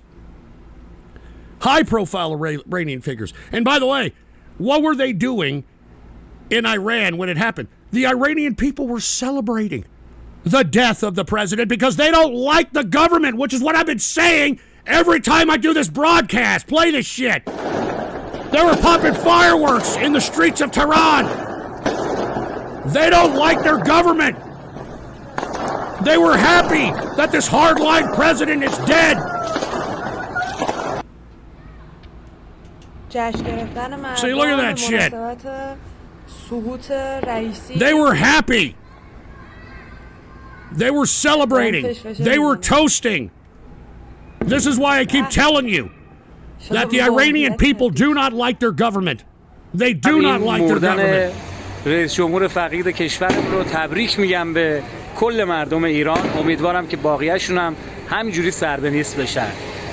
امروز Anyway, I think you get the point, but Iranians celebrate the death of the president with fireworks while victims of his torturous regime and their loved ones dance and drink and toast to his fatal helicopter crash. Because lest we forget, this particular president is a very hardliner. As a matter of fact, this was a big death for Iran here because the Ayatollah is like 83, 84 years old. He's a little long in the tooth.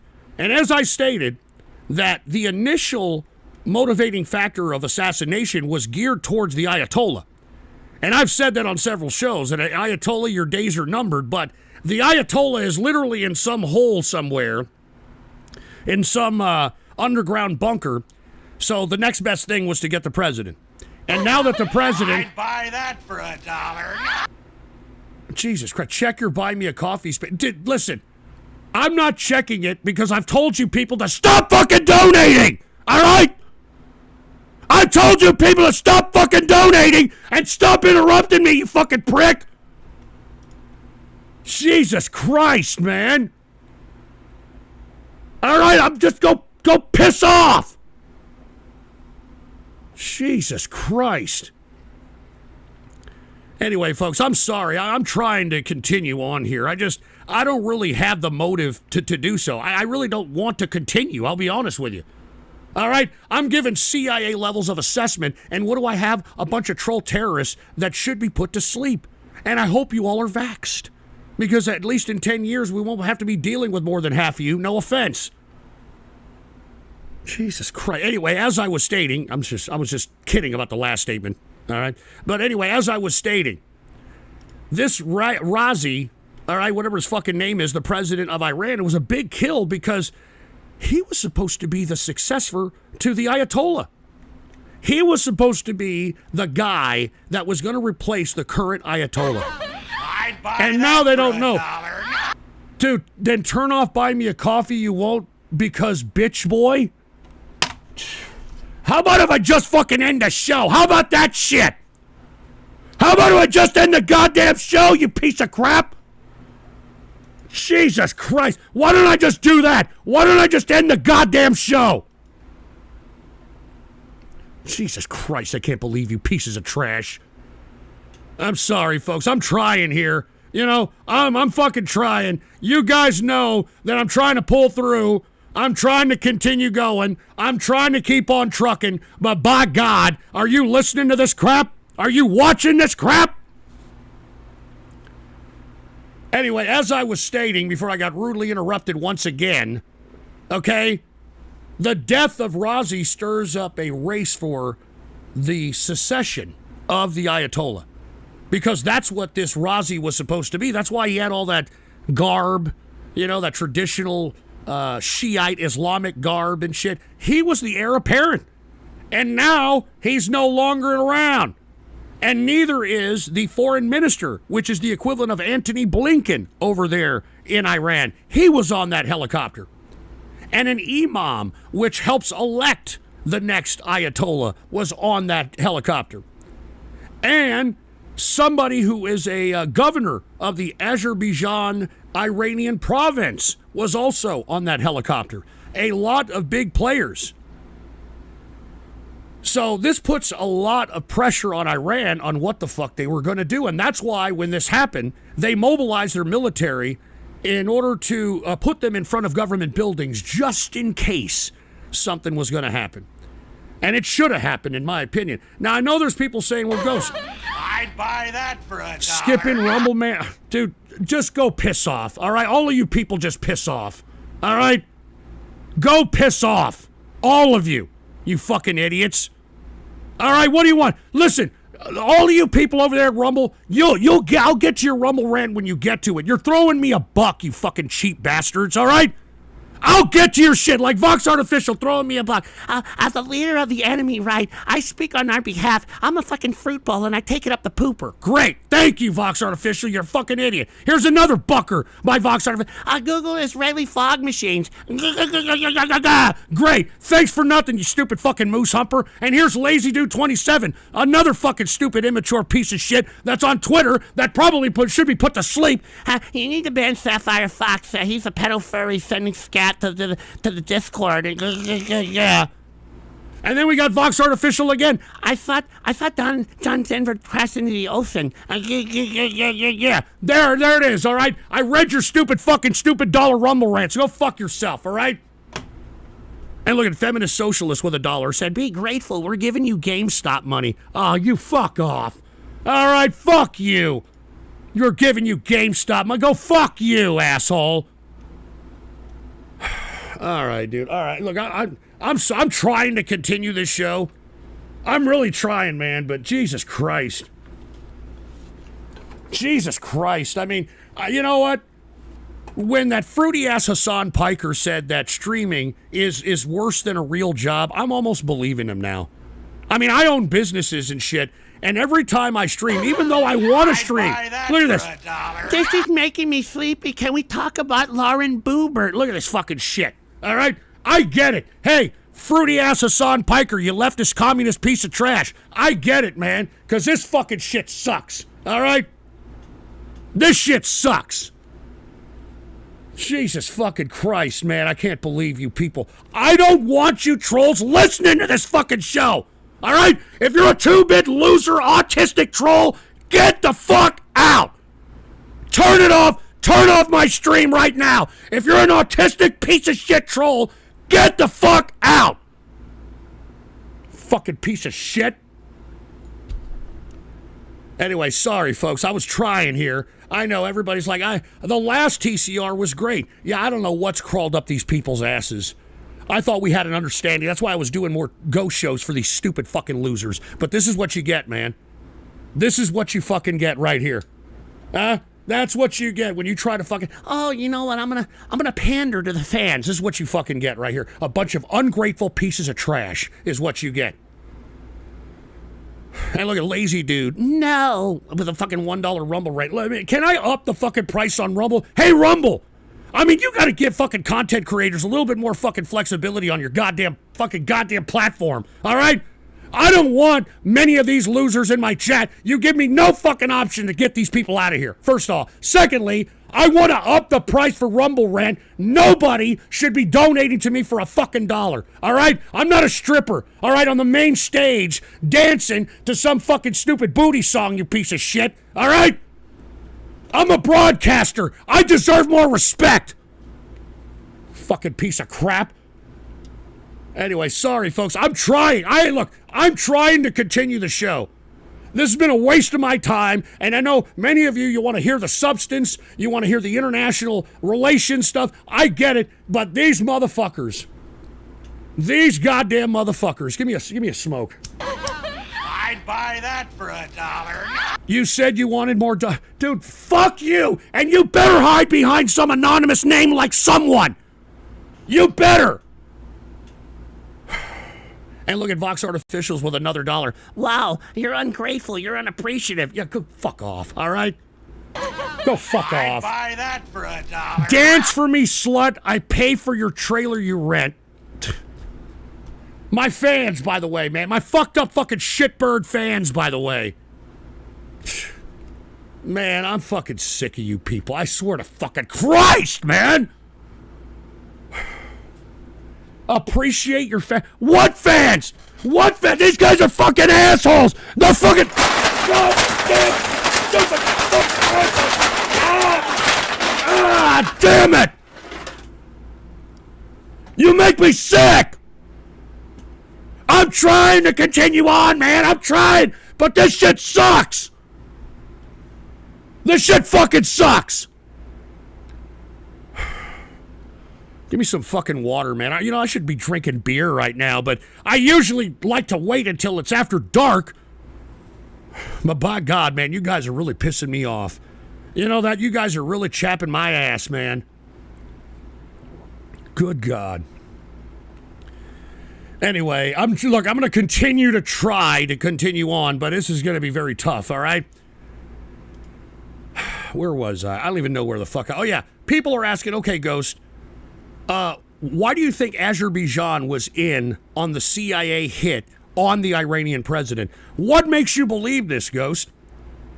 Folks, the Azerbaijan area has been a part of the CIA for a long time. Take a look at this. October 4, 2007. Azerbaijan. Is Iran the reason the CIA director's recent visit to Baku? And in this visit by the CIA director, you want to know why? Because, believe it or not, folks, the reason the CIA director went and visited Azerbaijan is because they helped us do our dirty work back during the War on Terror. Now, for all those that don't know, during the War on Terror, when George W. Bush was president, his Attorney General, Alberto Gonzales, actually gave the president the legal ease to conduct torture and to torture potential suspects or terrorist suspects that could potentially have priority information or some kind of national security-based information. Now, how Alberto Gonzales told George W. Bush to get around not only the domestic legality, the United States legal ramifications, but the Geneva Convention and the international ramifications. Now, what Alberto Gonzales suggested to George W. Bush, which then approved this to be ran by the CIA, was the secret CIA detention programs. Remember, the torture sites. Take a look at this. Azerbaijan and Georgia cooperated with the CIA in the secret detention program.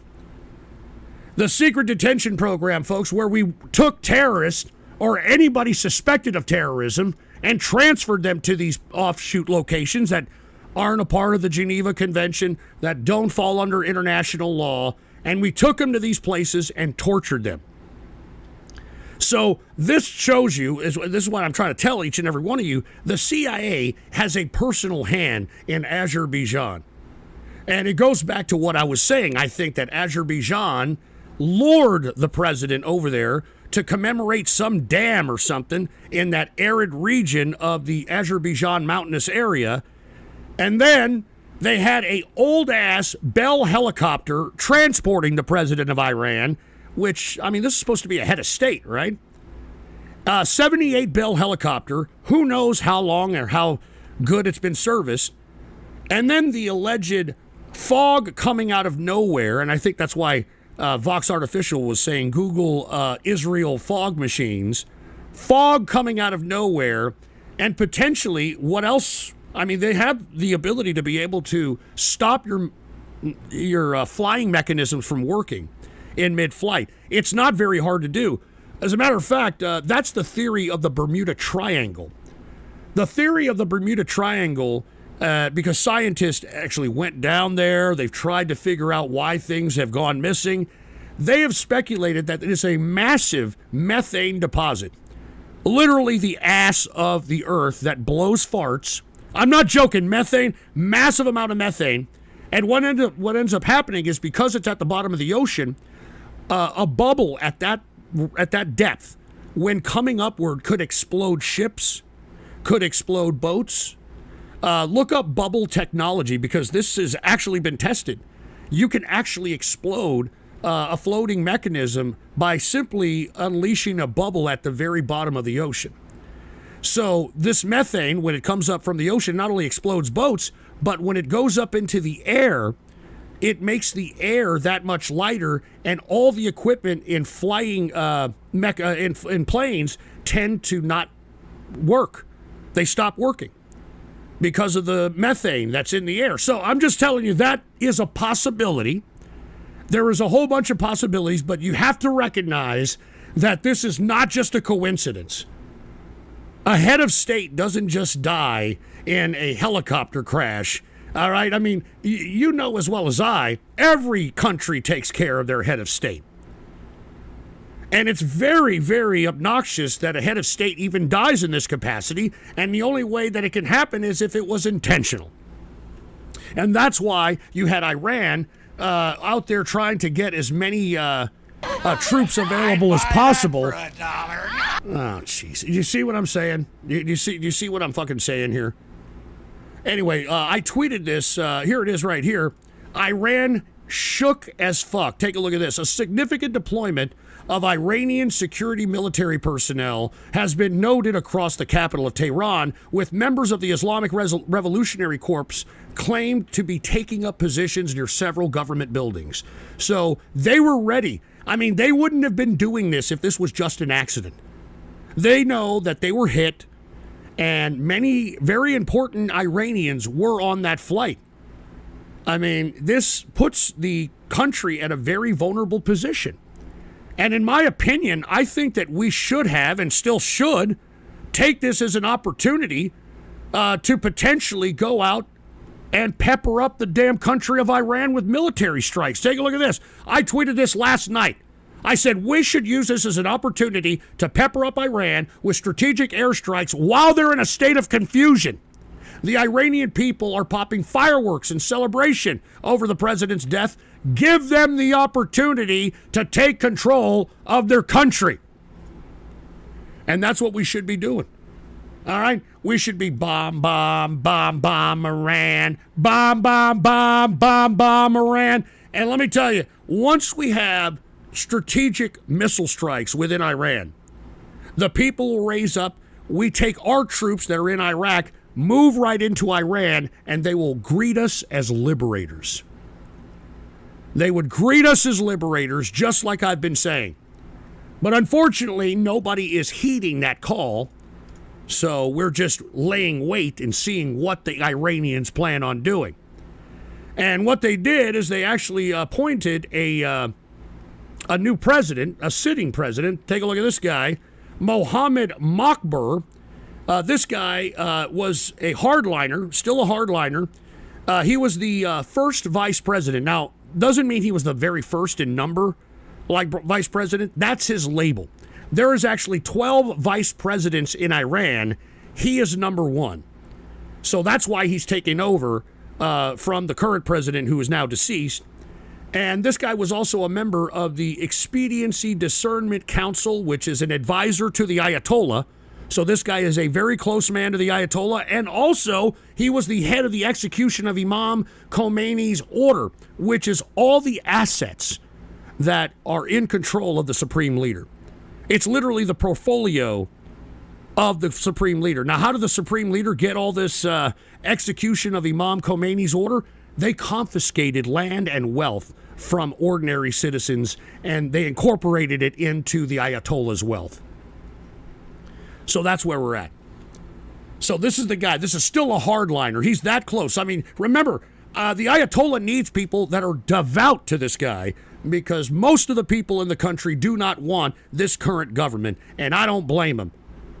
And Vox Artificials, here's another $1. Kick your cans again, Dad. You shut up. And Curry Bloodrose said, Ghost is a part of the CIA conspiracy to spark World War III in the Middle East. I don't think we're going to need, somebody to spark it. It's going to spark on its own.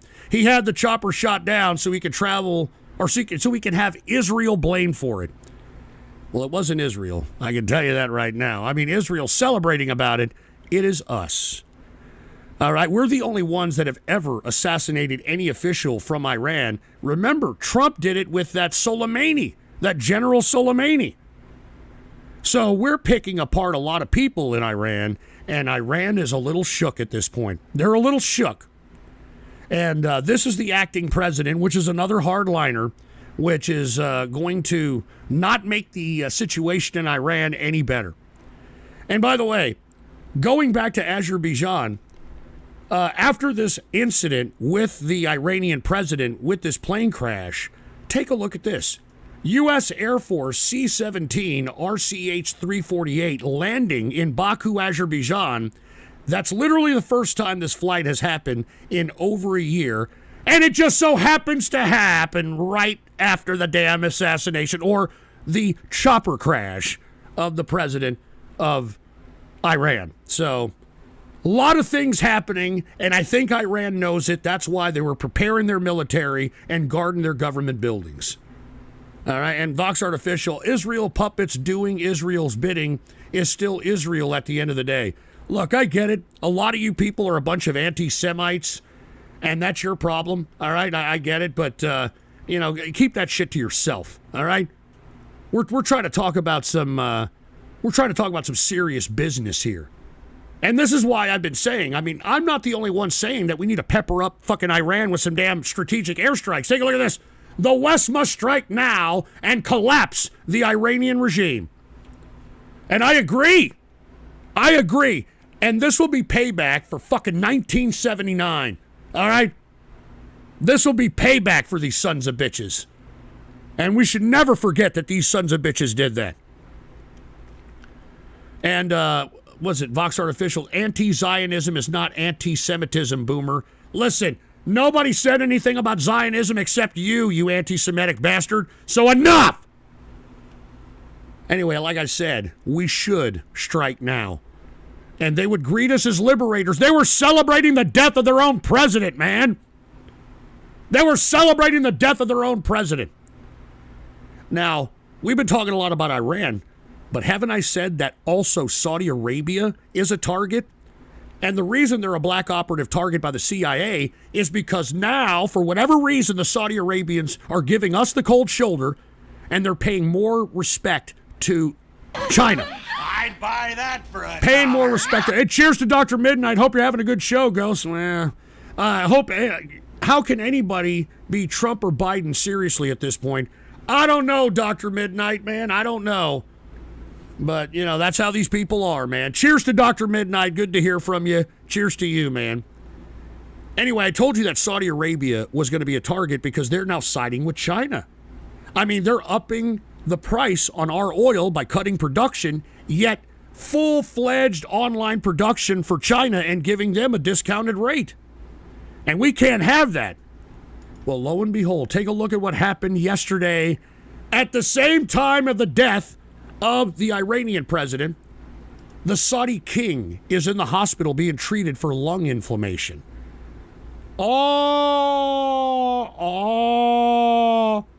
Let me tell you something right now. If King Solomon, who is 88 years old, if he dies, I think that Mohammed bin Salman gets taken out by his own royal family. Because what Mohammed bin Salman is doing is trying to change the trajectory of the family.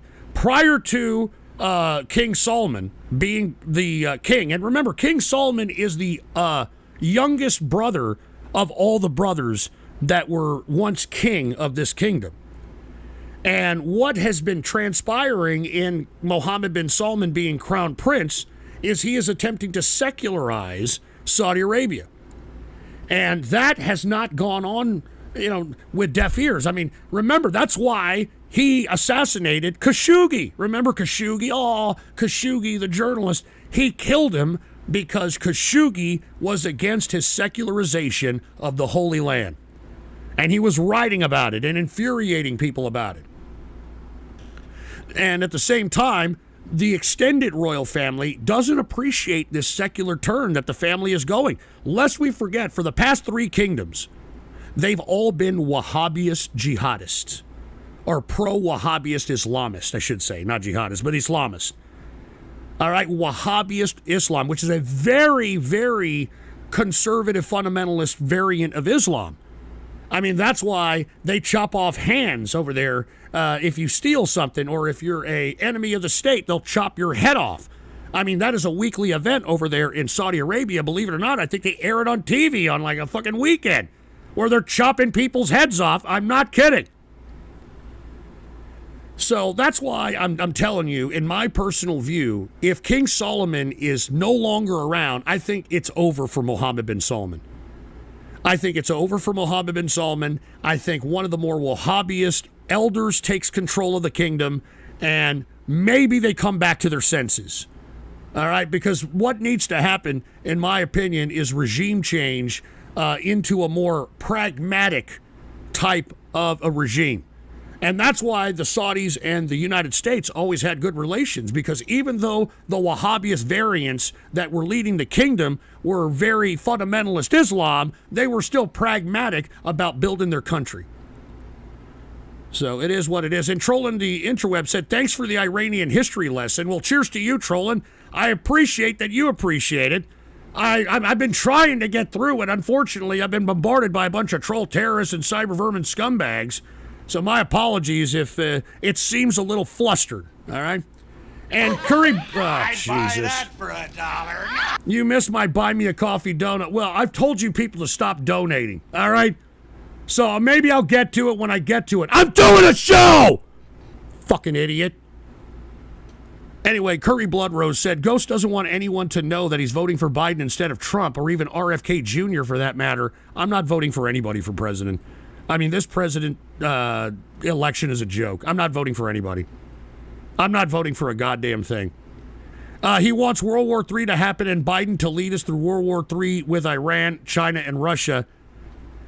First of all, Iran, China, and Russia are not going to coalesce and, fight America with each other. They don't really like each other. As a matter of fact, Iran is being used by both China and Russia as some bitch boy, and they're starting to recognize it now because they never get any true commitments from either country.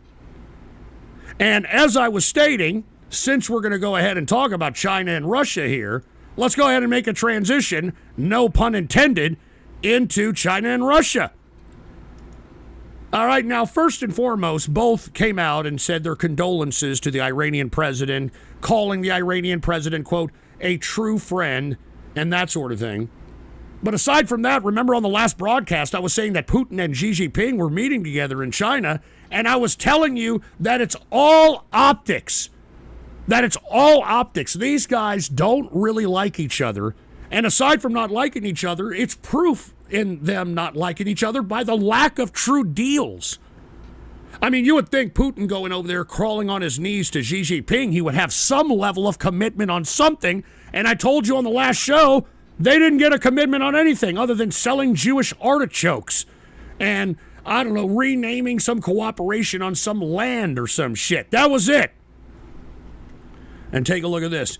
Hugs, but not the full socialist era kiss for Putin, Xi in Beijing. So even folks on the outside are starting to realize that as much as these people try to get together and grandstand with each other, they do not like each other. As a matter of fact, both of them have imperialistic mindsets for themselves, and both of them are stepping on each other's nuts when it comes to each other's land. All right, remember Xi Jinping, about last year sometime, made a trip around the Bumfuckistans, which are actually Russian turf, at least according to Russia, because they used to belong to the Soviet Union. So you've got the influence of Xi Jinping trying to step on the nuts of Putin in that regard. And also, he was just recently in Serbia and Hungary, which are Putin lackeys, and they were all fondling themselves meeting Xi as well. Especially Serbia. So these guys are stepping on each other's nuts when it comes to their geographic influence. So whenever they come together, it's all facade. It's all to be like we have a united front against the West and that's it. There's no true commitments at all. There's no true commitments. And by the way, not everybody is happy with how much groveling Vladimir Putin is doing to Xi Jinping. And Catcan said the real war is globalist versus nationalist. I can see that, but I think it's a little bit more nuanced than that there, Catcans, and cheers to you. And yeah, whatever, Vox Artificials, all right. Anyway, look, the foreign minister of Russia, Sergei Lavrov, which is probably, the second most name that's Russian next to Putin at this point, he was recently caught on tape saying something that shows the dissension amongst the hierarchy of the state of Russia. Take a look at this. Lavrov, the foreign minister, refers to Putin as, quote, Xi's donkey in China's visit, exposing Russia's dependency. So you see, even though you had this supposed hugs and kisses and, oh my God, Russia and China are unifying and they're showing all this optical shit on the grand chessboard, but in actuality, they're not very close. And this underscores that Lavrov, who is a very senior diplomat, who's probably met with all of the Chinese heads of state, and probably their underlings can tell you that, hey, Putin is acting like Xi's donkey over here. And that's a major criticism. I wouldn't be surprised if something happens to Lavrov, because anybody who criticizes Putin within the state of Russia ends up dead. They end up dead. They end up thrown down some stairs. They end up committing suicide. So any threat to Putin ends up being quashed. And if you want my opinion, I think that's what's happened to Kadyrov. Remember, we were talking about the Chechnyan leader, how he seems to be dying, at least according to reports. And, I think that Putin is trying to take him out. Putin is trying to take out anybody who could be a threat to his power. And he's using Stalin-like tactics to do it. So once again, prognosticator, I told you that the whole goddamn meeting between the Russians and China was pure optics. Pure optics. There's no validity to it whatsoever. And, let's continue on with the Chinese-Russia thing. Russia at least tried to get something out of it. If it wasn't going to be military aid, if it wasn't going to be anything that assisting their invasion of Ukraine, how about a pipeline? I got to sell oil. That's what Putin's saying. I got to sell oil. I got sanctions. I need a pipeline. Take a look at this. Xi shoots down Putin's pipeline plan. So much for partnerships, huh? So much for friendship beyond limits. So much for all that crap, huh? I told you. Don't ever believe the media hype whenever Xi Jinping and Putin get together. These people do not like each other. Never have. Never will. They don't trust each other. Even when they were communists, they hated each other. Mao Zedong couldn't stand the Soviet model, and vice versa, the Soviets couldn't stand the goddamn Mao Zedong model.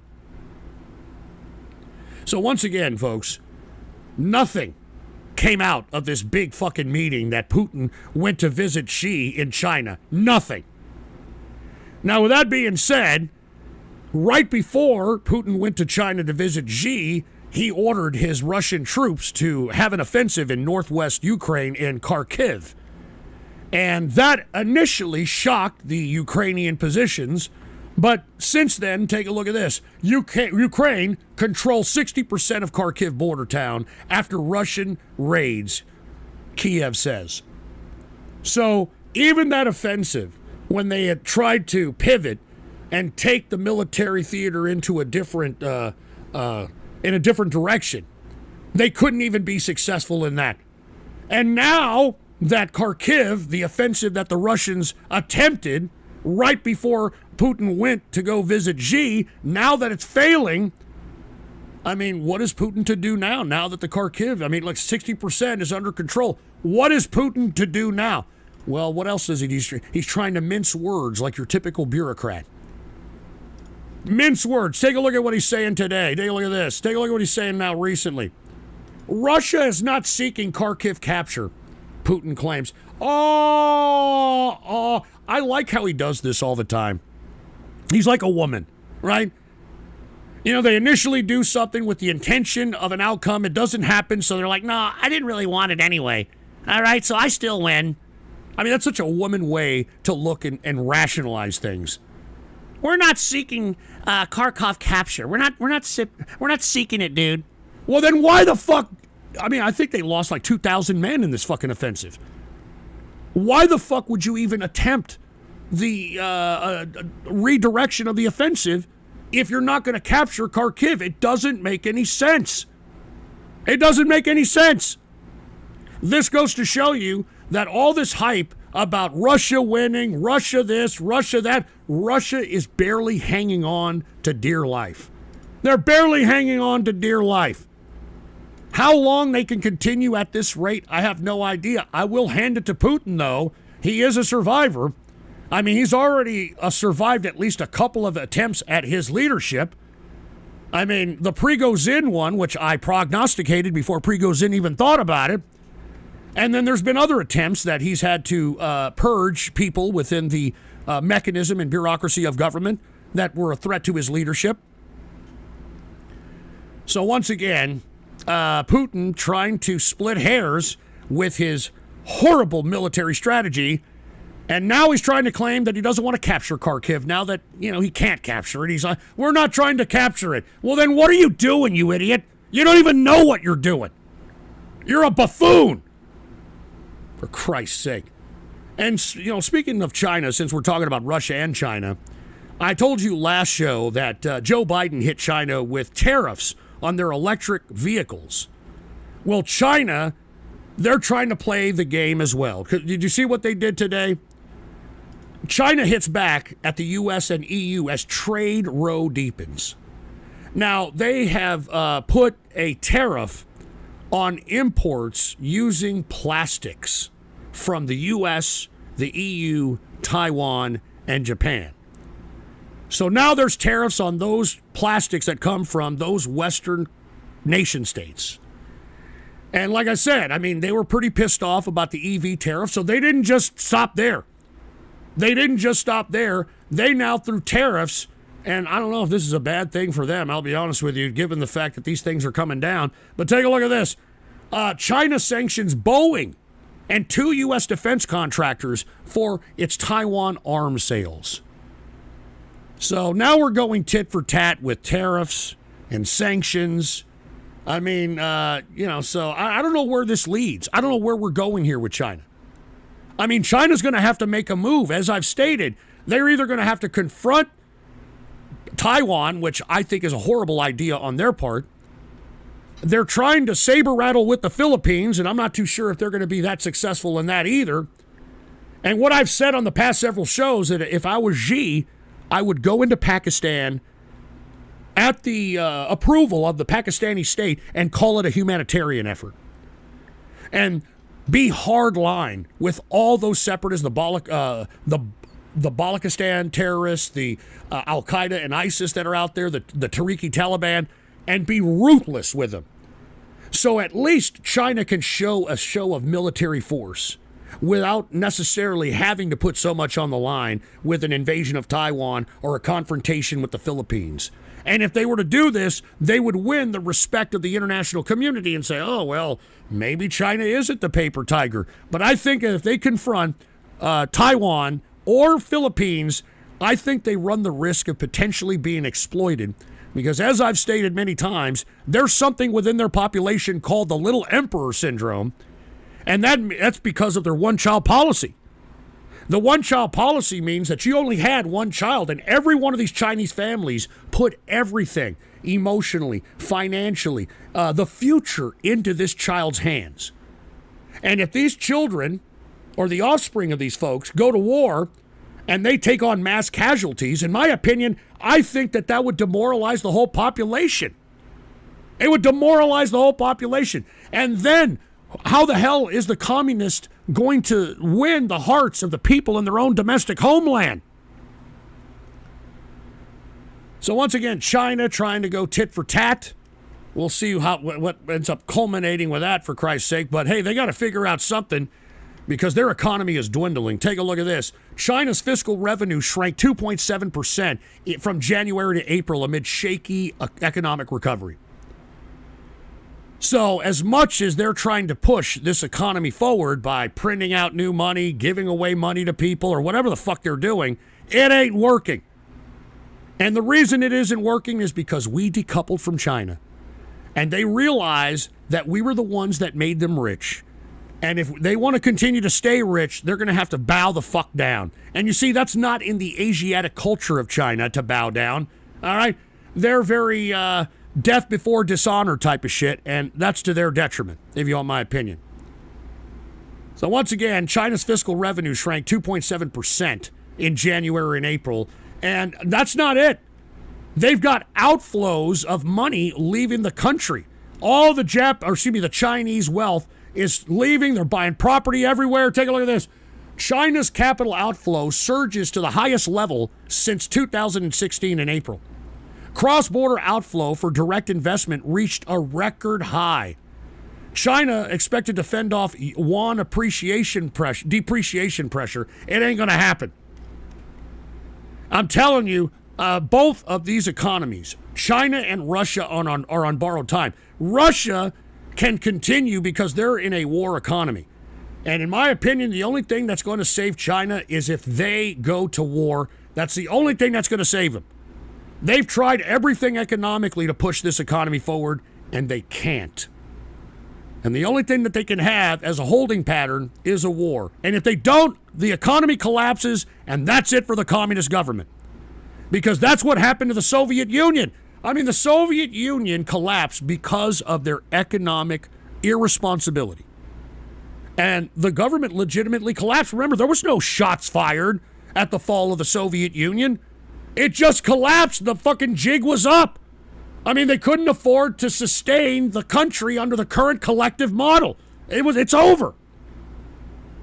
So if China doesn't make a move on somebody, expect to see something very similar to what happened to the Soviet Union happen to China. But China, they're a little bit more ruthless. I mean, lest we forget Tiananmen Square. So it may be a bloodbath. Who the hell knows? But China not looking too well. They've got to do something, and I'm waiting for them to make a move. I mean, they got to do something.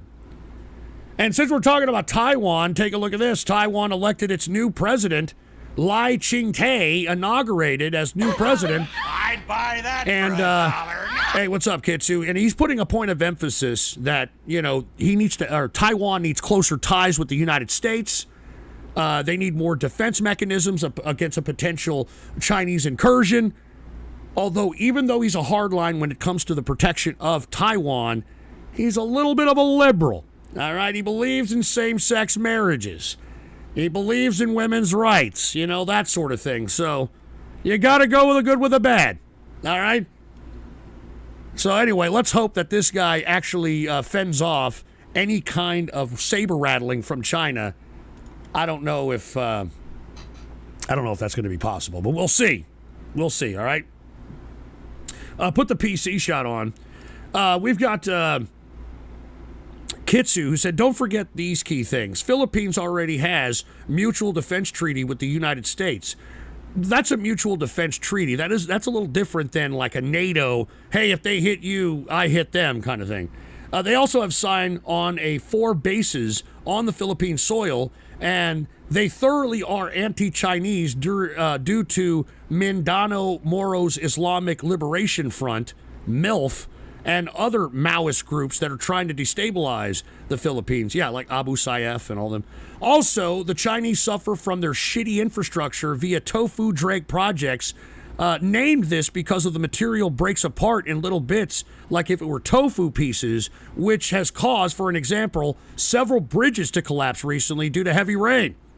Additionally, Chinese suffer from melting barrels on their guns, self-destructive AT-4 copies, and Little Emperor syndrome, as most Chinese are more worried about their own survival than they are about dying for the party. Well, that's a pretty good assessment. I pretty much kind of covered that, but cheers to you, Kitsu. I'm glad that you're actually, have some kind of foresight and understanding on this subject.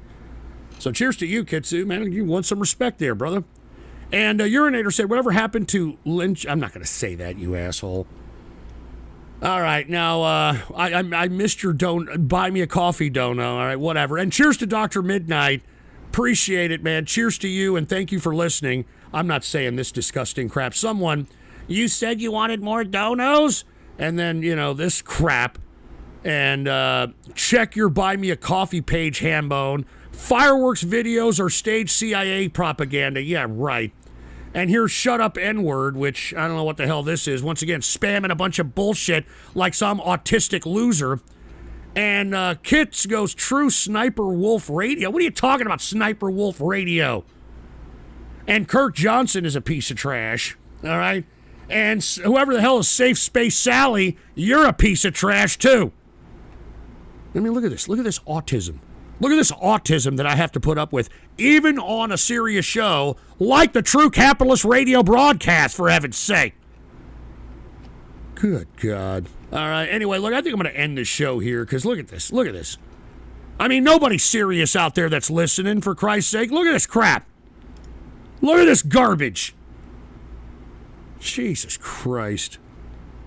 Anyway, and then we got, oh, great. All right, that's enough. Jesus Christ. I'm going to write buy me a coffee, dude, because this is ridiculous. You know what I mean? This is fucking ridiculous. And of course, Starlight, nobody cares. Get the radio. Jesus Christ, what a joke. Someone, hey, Ghost, I'm sorry your show has gone to shit. I want to hear you talk about China and Iran and the Iranian president dying in the alleged helicopter crash. Also, not all the listeners are trolls, especially on YouTube. We've been drowned out by the trolls. I hope things get better. Carry on like a boss. So I'm trying, baby. And what's up to Hambolius? I don't know what the hell that was about. Cheers to you. And then the Trovo and X chat, whatever the hell that means. And another Safe Space Sally idiot. And look, I'm not stupid, dude, all right? Zamboni driver bought 75 beers, bought a beer. I'm not fucking dumb, you idiot, all right? And then we got Drunk Aussie here. I don't know what we're going to do with him. Safe Space Sally again. All right, do you see what I'm saying here? I mean, this is what I have to put up with, for Christ's sake. All right, this is what I got to put up with on a consistent goddamn basis. And here's Froppy. Fuck these stupid losers on the MAGA cult wanting civil war. They won't protect your own kids. They'll put them in danger. Gays Against Groomers was recently exposed for being ran by a straight woman who married a child sex offender. Libs of TikTok has private conversations with teenagers, cheering them on for vandalizing property and assaulting leftist students.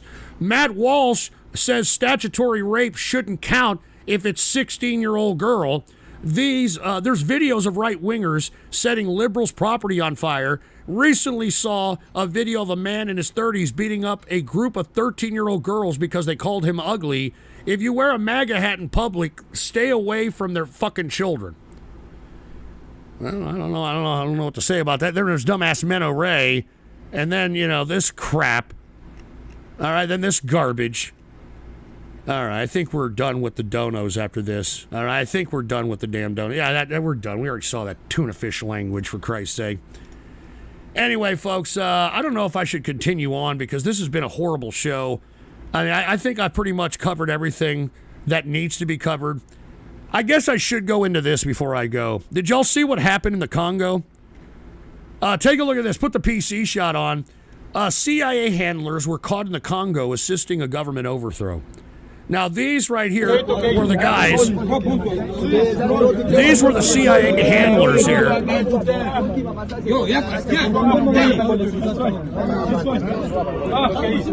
Now, I know many of you are asking, well, Ghost, what the fuck is the CIA doing in the Congo?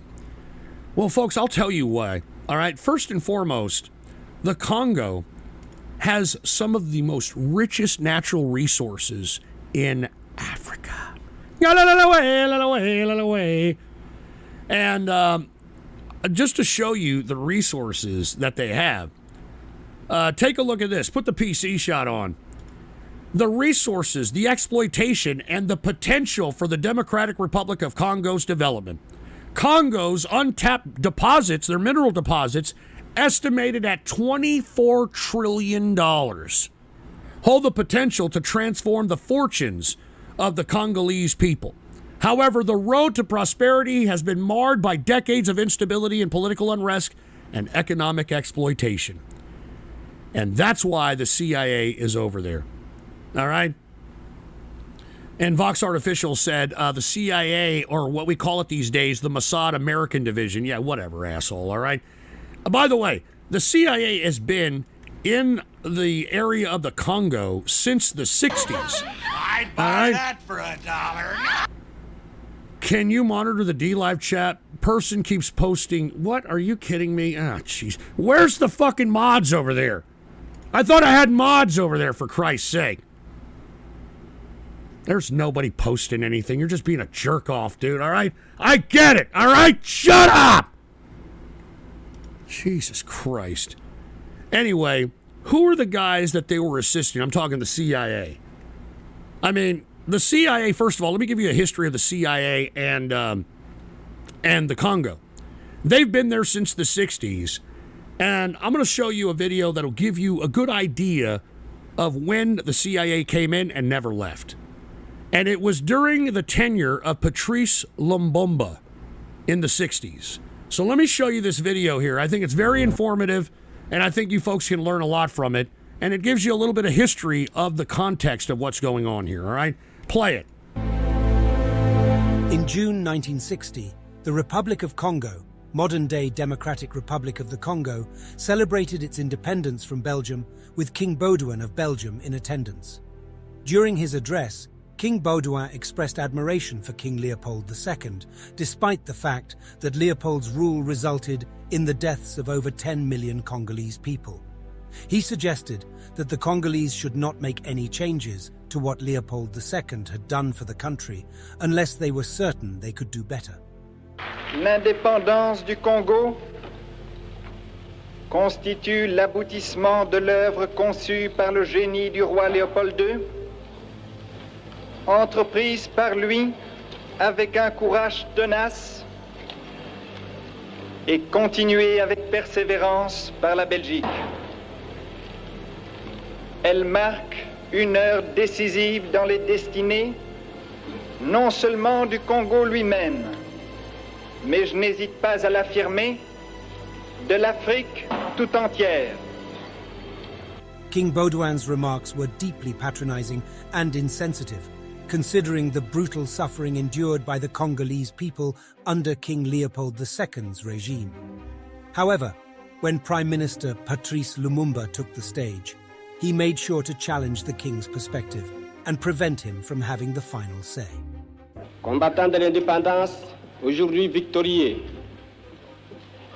je vous salue au nom du gouvernement congolais.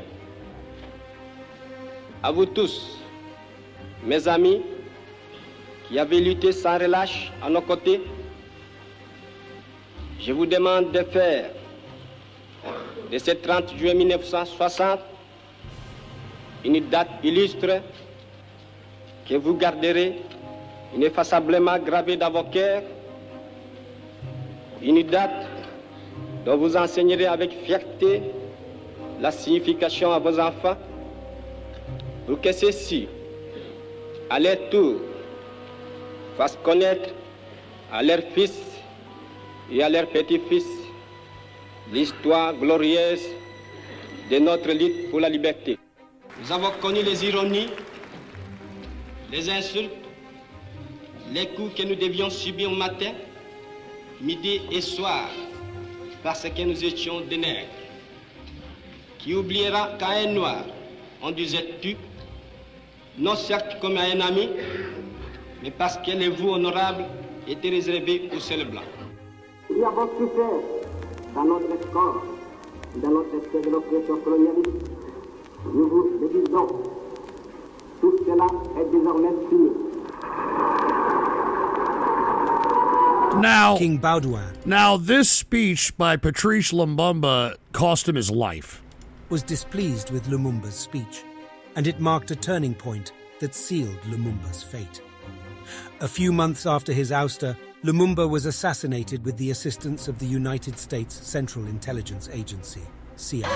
That is correct. That is correct, folks. All right. And my granny's a trainer. You should do a small portion of the show with audio and text to donate. Dude, no. No, I won't. All right. Jesus Christ. Anyway, that is the history. That is when the CIA first went into the Congo. Now, the CIA handlers that I showed you that were caught attempting to overthrow the government out there, and why are they trying to overthrow the government? Well, aside from the 24 trillion in natural resources out there, they had a very, very testy election. And the current regime right now, the guy that is in charge, he won by 70% of the vote, which suggests that there was, some kind of nefarious activity going on. And this is the guy, Tshisekedi or something, Tshisekedi. Congo's constitutional court upholds election results, declares President Tshisekedi the winner. And this Tshisekedi obviously has done some manipulation with the votes, and not everybody agrees. Obviously, the CIA. So what did the CIA do? The CIA co-opted a guy, and I'm about to show you this dude. He was a politician within the infrastructure of Congo, and his name is Christian Malonga. Christian Malonga. Now, Christian Malonga, believe it or not, was in exile. And he had a website, he had a whole bunch of social media presence talking about he was going to take his revenge on Takashidi and that he was going to take over. And obviously got funding, trained, and armed by the CIA. And before I show you Christian Malunga, Katkan said Leopold, the guy who oversaw the Belgian prince that oversaw Congo, was high-key one of the most evil leaders of all time. I mean, I guess Katkans knows the history of the Congo. And Vox Artificial, do a portion of the show with media share. How about no?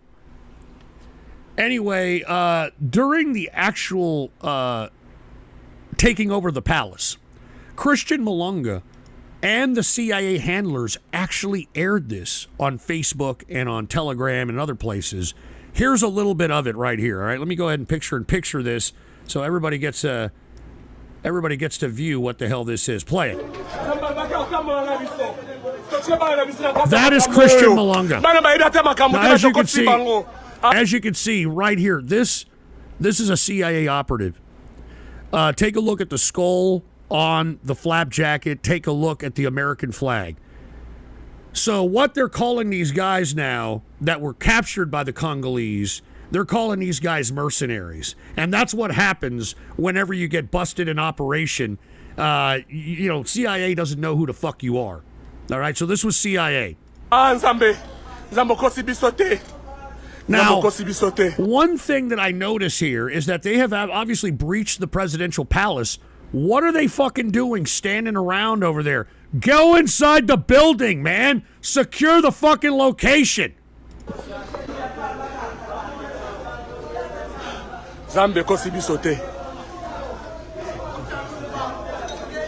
I mean, they're on the presidential palace grounds.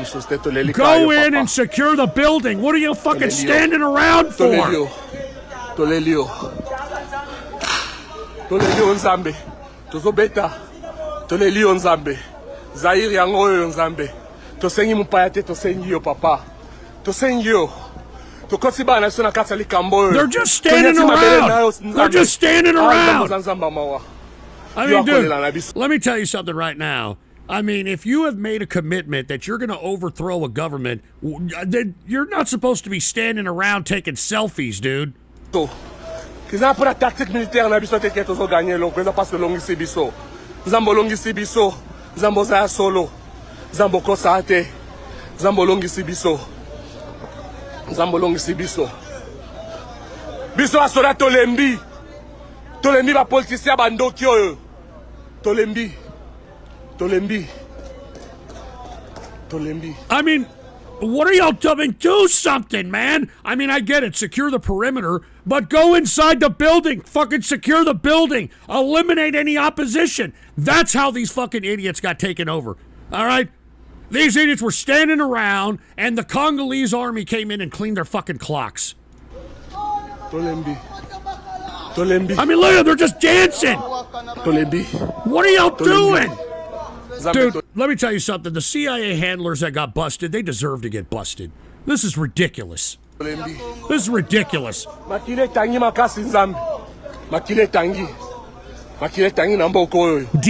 hiring? Are you? Come on. DEI hiring. Tolembi. Tolembi. Bandeko Panza. Share the video. Let's enjoy our liberation of the new Zaire. God has made it come true. Now, these guys want to make it Zaire again, because that's what, at least post-60s, it was once called. Remember, that's when Muhammad Ali fought, I believe it was George Foreman in Zaire, remember? And that was put on by Don King, and that was Zaire. Then it would change back to the Democratic Republic of Congo. So, play it again. So here they are. Zambi. They're fucking standing around. Look, there's a guy sitting down over there, and they wondered how the Congolese army was able to take back the fucking palace. Do something! Secure the fucking area, man! Jesus Christ. Uzanzamba solo. Uzanzamba kosate. Uzanzamba okokisaka.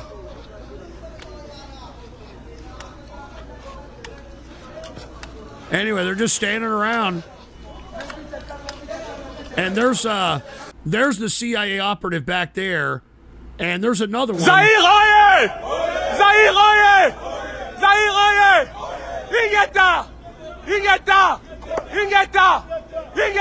No, they're just standing around. No, there's the other one. Oh, there's the other operative. There he is right there. There's the other operative. And he has the same symbol and the American flag. So these fucking dumbasses that are the handlers of these Congolese people, I mean, what the fuck were they doing? They should have said, hey, let's secure the fucking building, man. And if the Congolese army tries to take a position, we've secured the building and we established a perimeter so we can see them coming. These guys are just fucking standing around.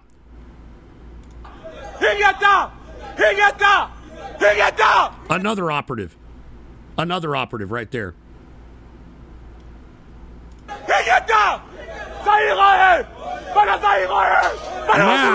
Now these brothers, or these operatives now, are unfortunately a product of the system of Congo because they didn't play their cards right, because the leader, Christian Malanga, and many of those folks that you saw in that video are dead. And the only ones that are still alive are the American operators, the handlers, and I hope their CIA training, enables them to not be tortured to the point where they air something they're not supposed to air. You know what I mean? So anyway, that's what's happening in the Congo.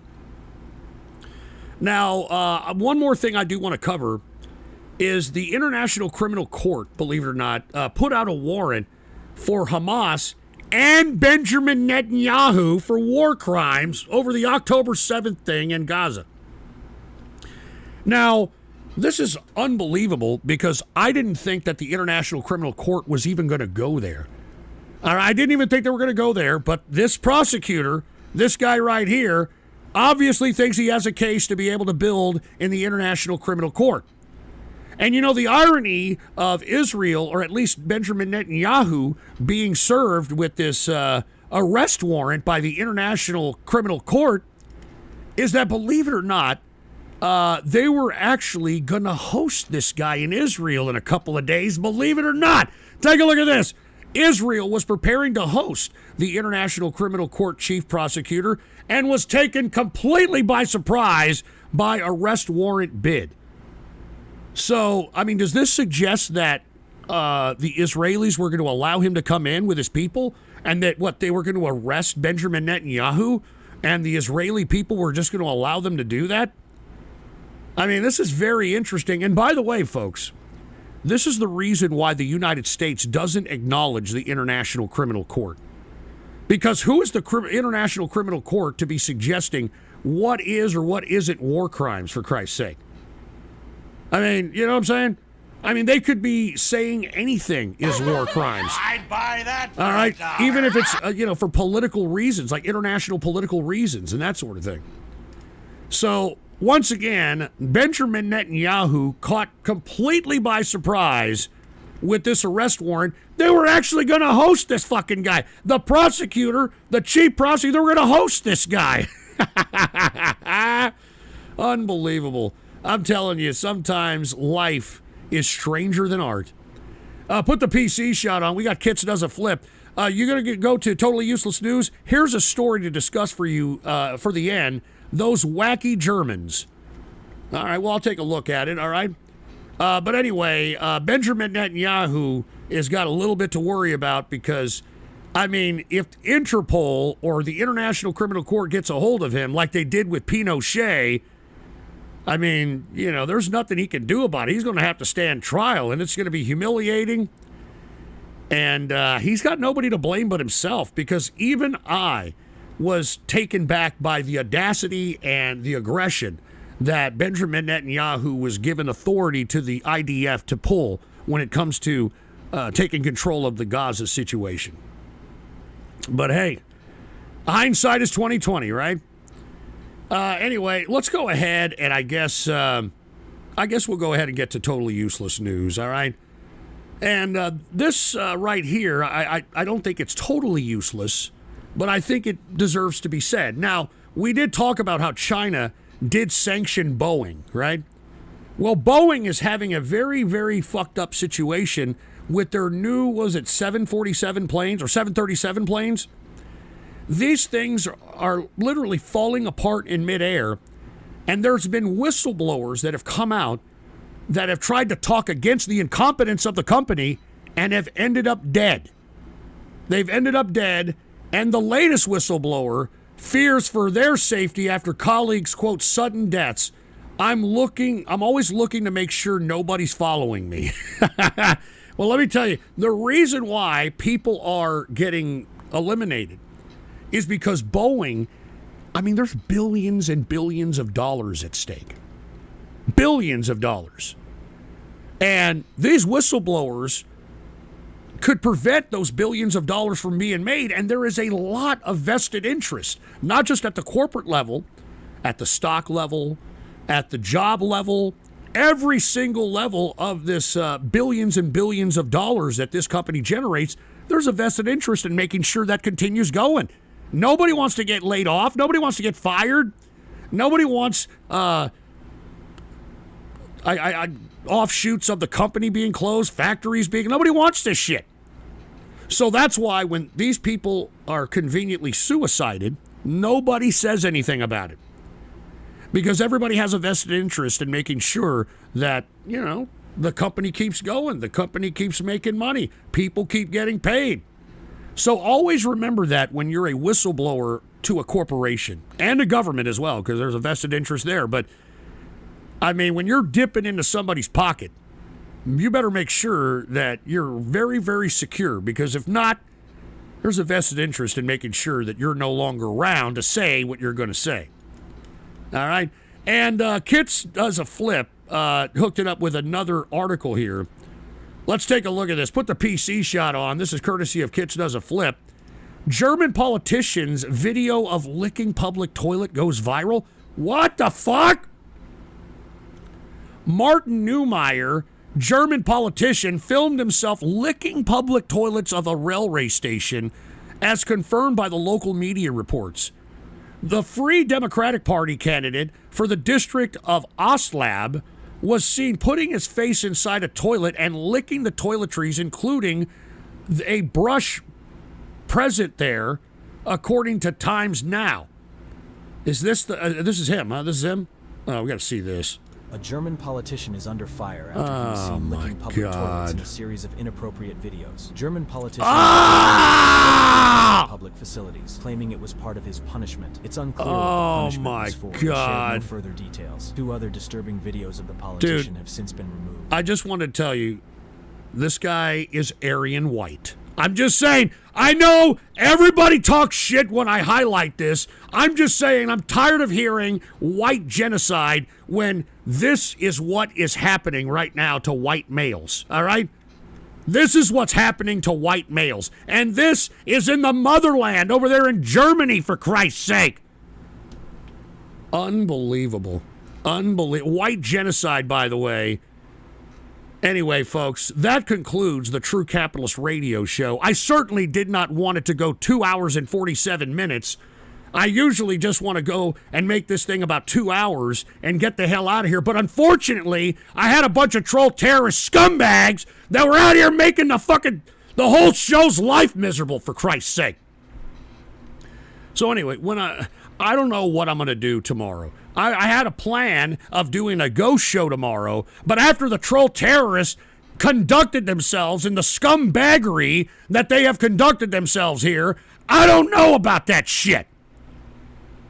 I don't know if I'm going to do a ghost show tomorrow, because by God, look at this fucking show. If you have not looked at the show, if you just came in earlier or just came in like a little while ago, take a look at the VOD and take a look at the crap that I had to put up with.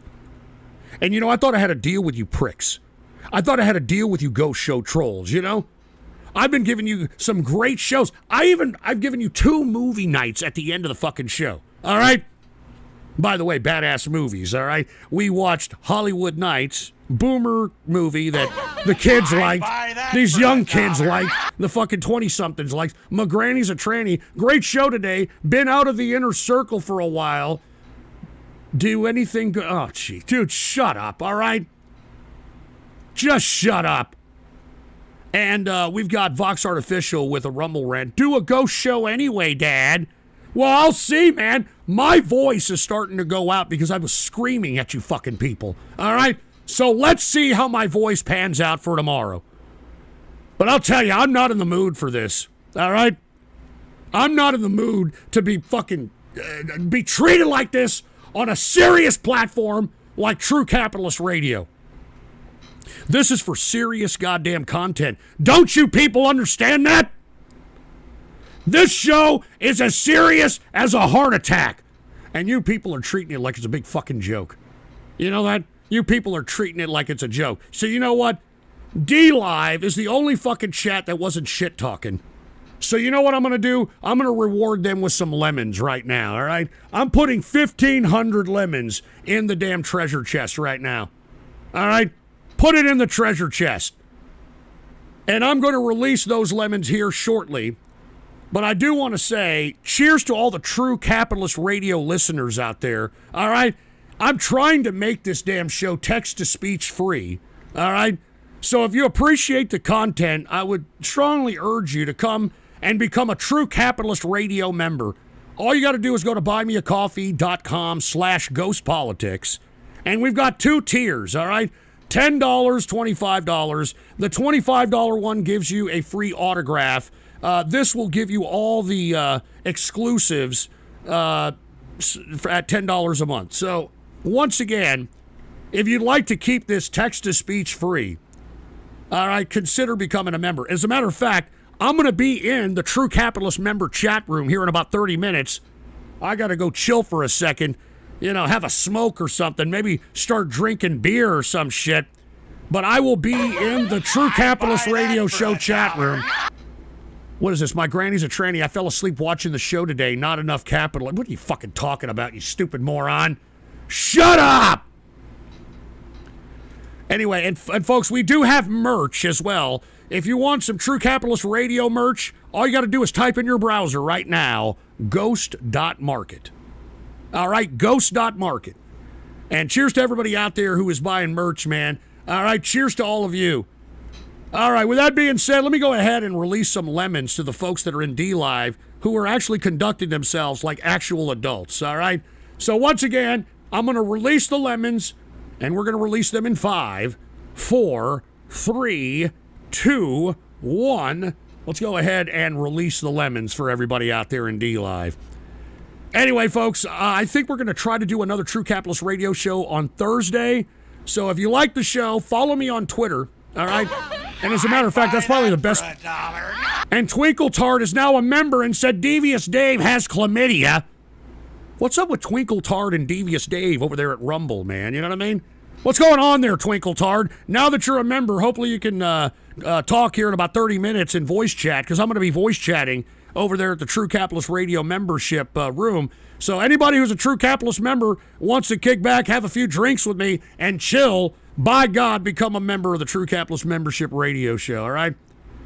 Anyway, folks, thank you all for tuning in with me. Follow me on Twitter, or X, I guess is what it's called now. And let me go ahead and show y'all what to follow here. Put the PC shot on. Go ahead and follow this name right here. The Ghost Report. All one word, no underscores. The Ghost Report. The Ghost Report. And as you can see, I do broadcast on Twitter. Look, we got 611 people listening to us on Twitter right now. Cheers to everybody on Twitter or X or whatever the hell you want to call it. All right, thank you all very much for listening. Make sure to spread this show around the internet and throughout the world. And once again, if you want to know when I'm going to be doing a ghost show, or True Capitalist Radio show, I should say, follow me on The Ghost Report on Twitter. And of course, folks, I have an official website, so no matter what happens to me on any of these social media platforms, you can always find me at ghost.report. All right, it's as simple as that, ghost.report. Anyway, I'm going to be in the True Capitalist Radio Show chat room here in about 30 minutes. If you want to come kick back with me, join a membership. I look forward to talking with all of you, man. And hold on, we got some lemons distributed over there at D-Live. Yfell 00 with 254 lemons, White Power Ranger with 146 lemons, Ninja Warrior with 106 lemons, GHGGGHGH, some weird ass name, 84 lemons, and B-Gum 839, 70 lemons. All right. Anyway, folks, that concludes the True Capitalist Radio broadcast. I want to thank you all for tuning in with me, except the trolls, except those bastards. I'd like to thank you all for tuning in with me, all right? Like I said, I'm probably going to do another True Capitalist Radio show on Thursday. We'll see if I do a ghost show tomorrow, all right? We'll see if I do a ghost show tomorrow. All right, we don't have any videos set up for tomorrow, so that's good. So we'll see if we'll do a ghost show tomorrow.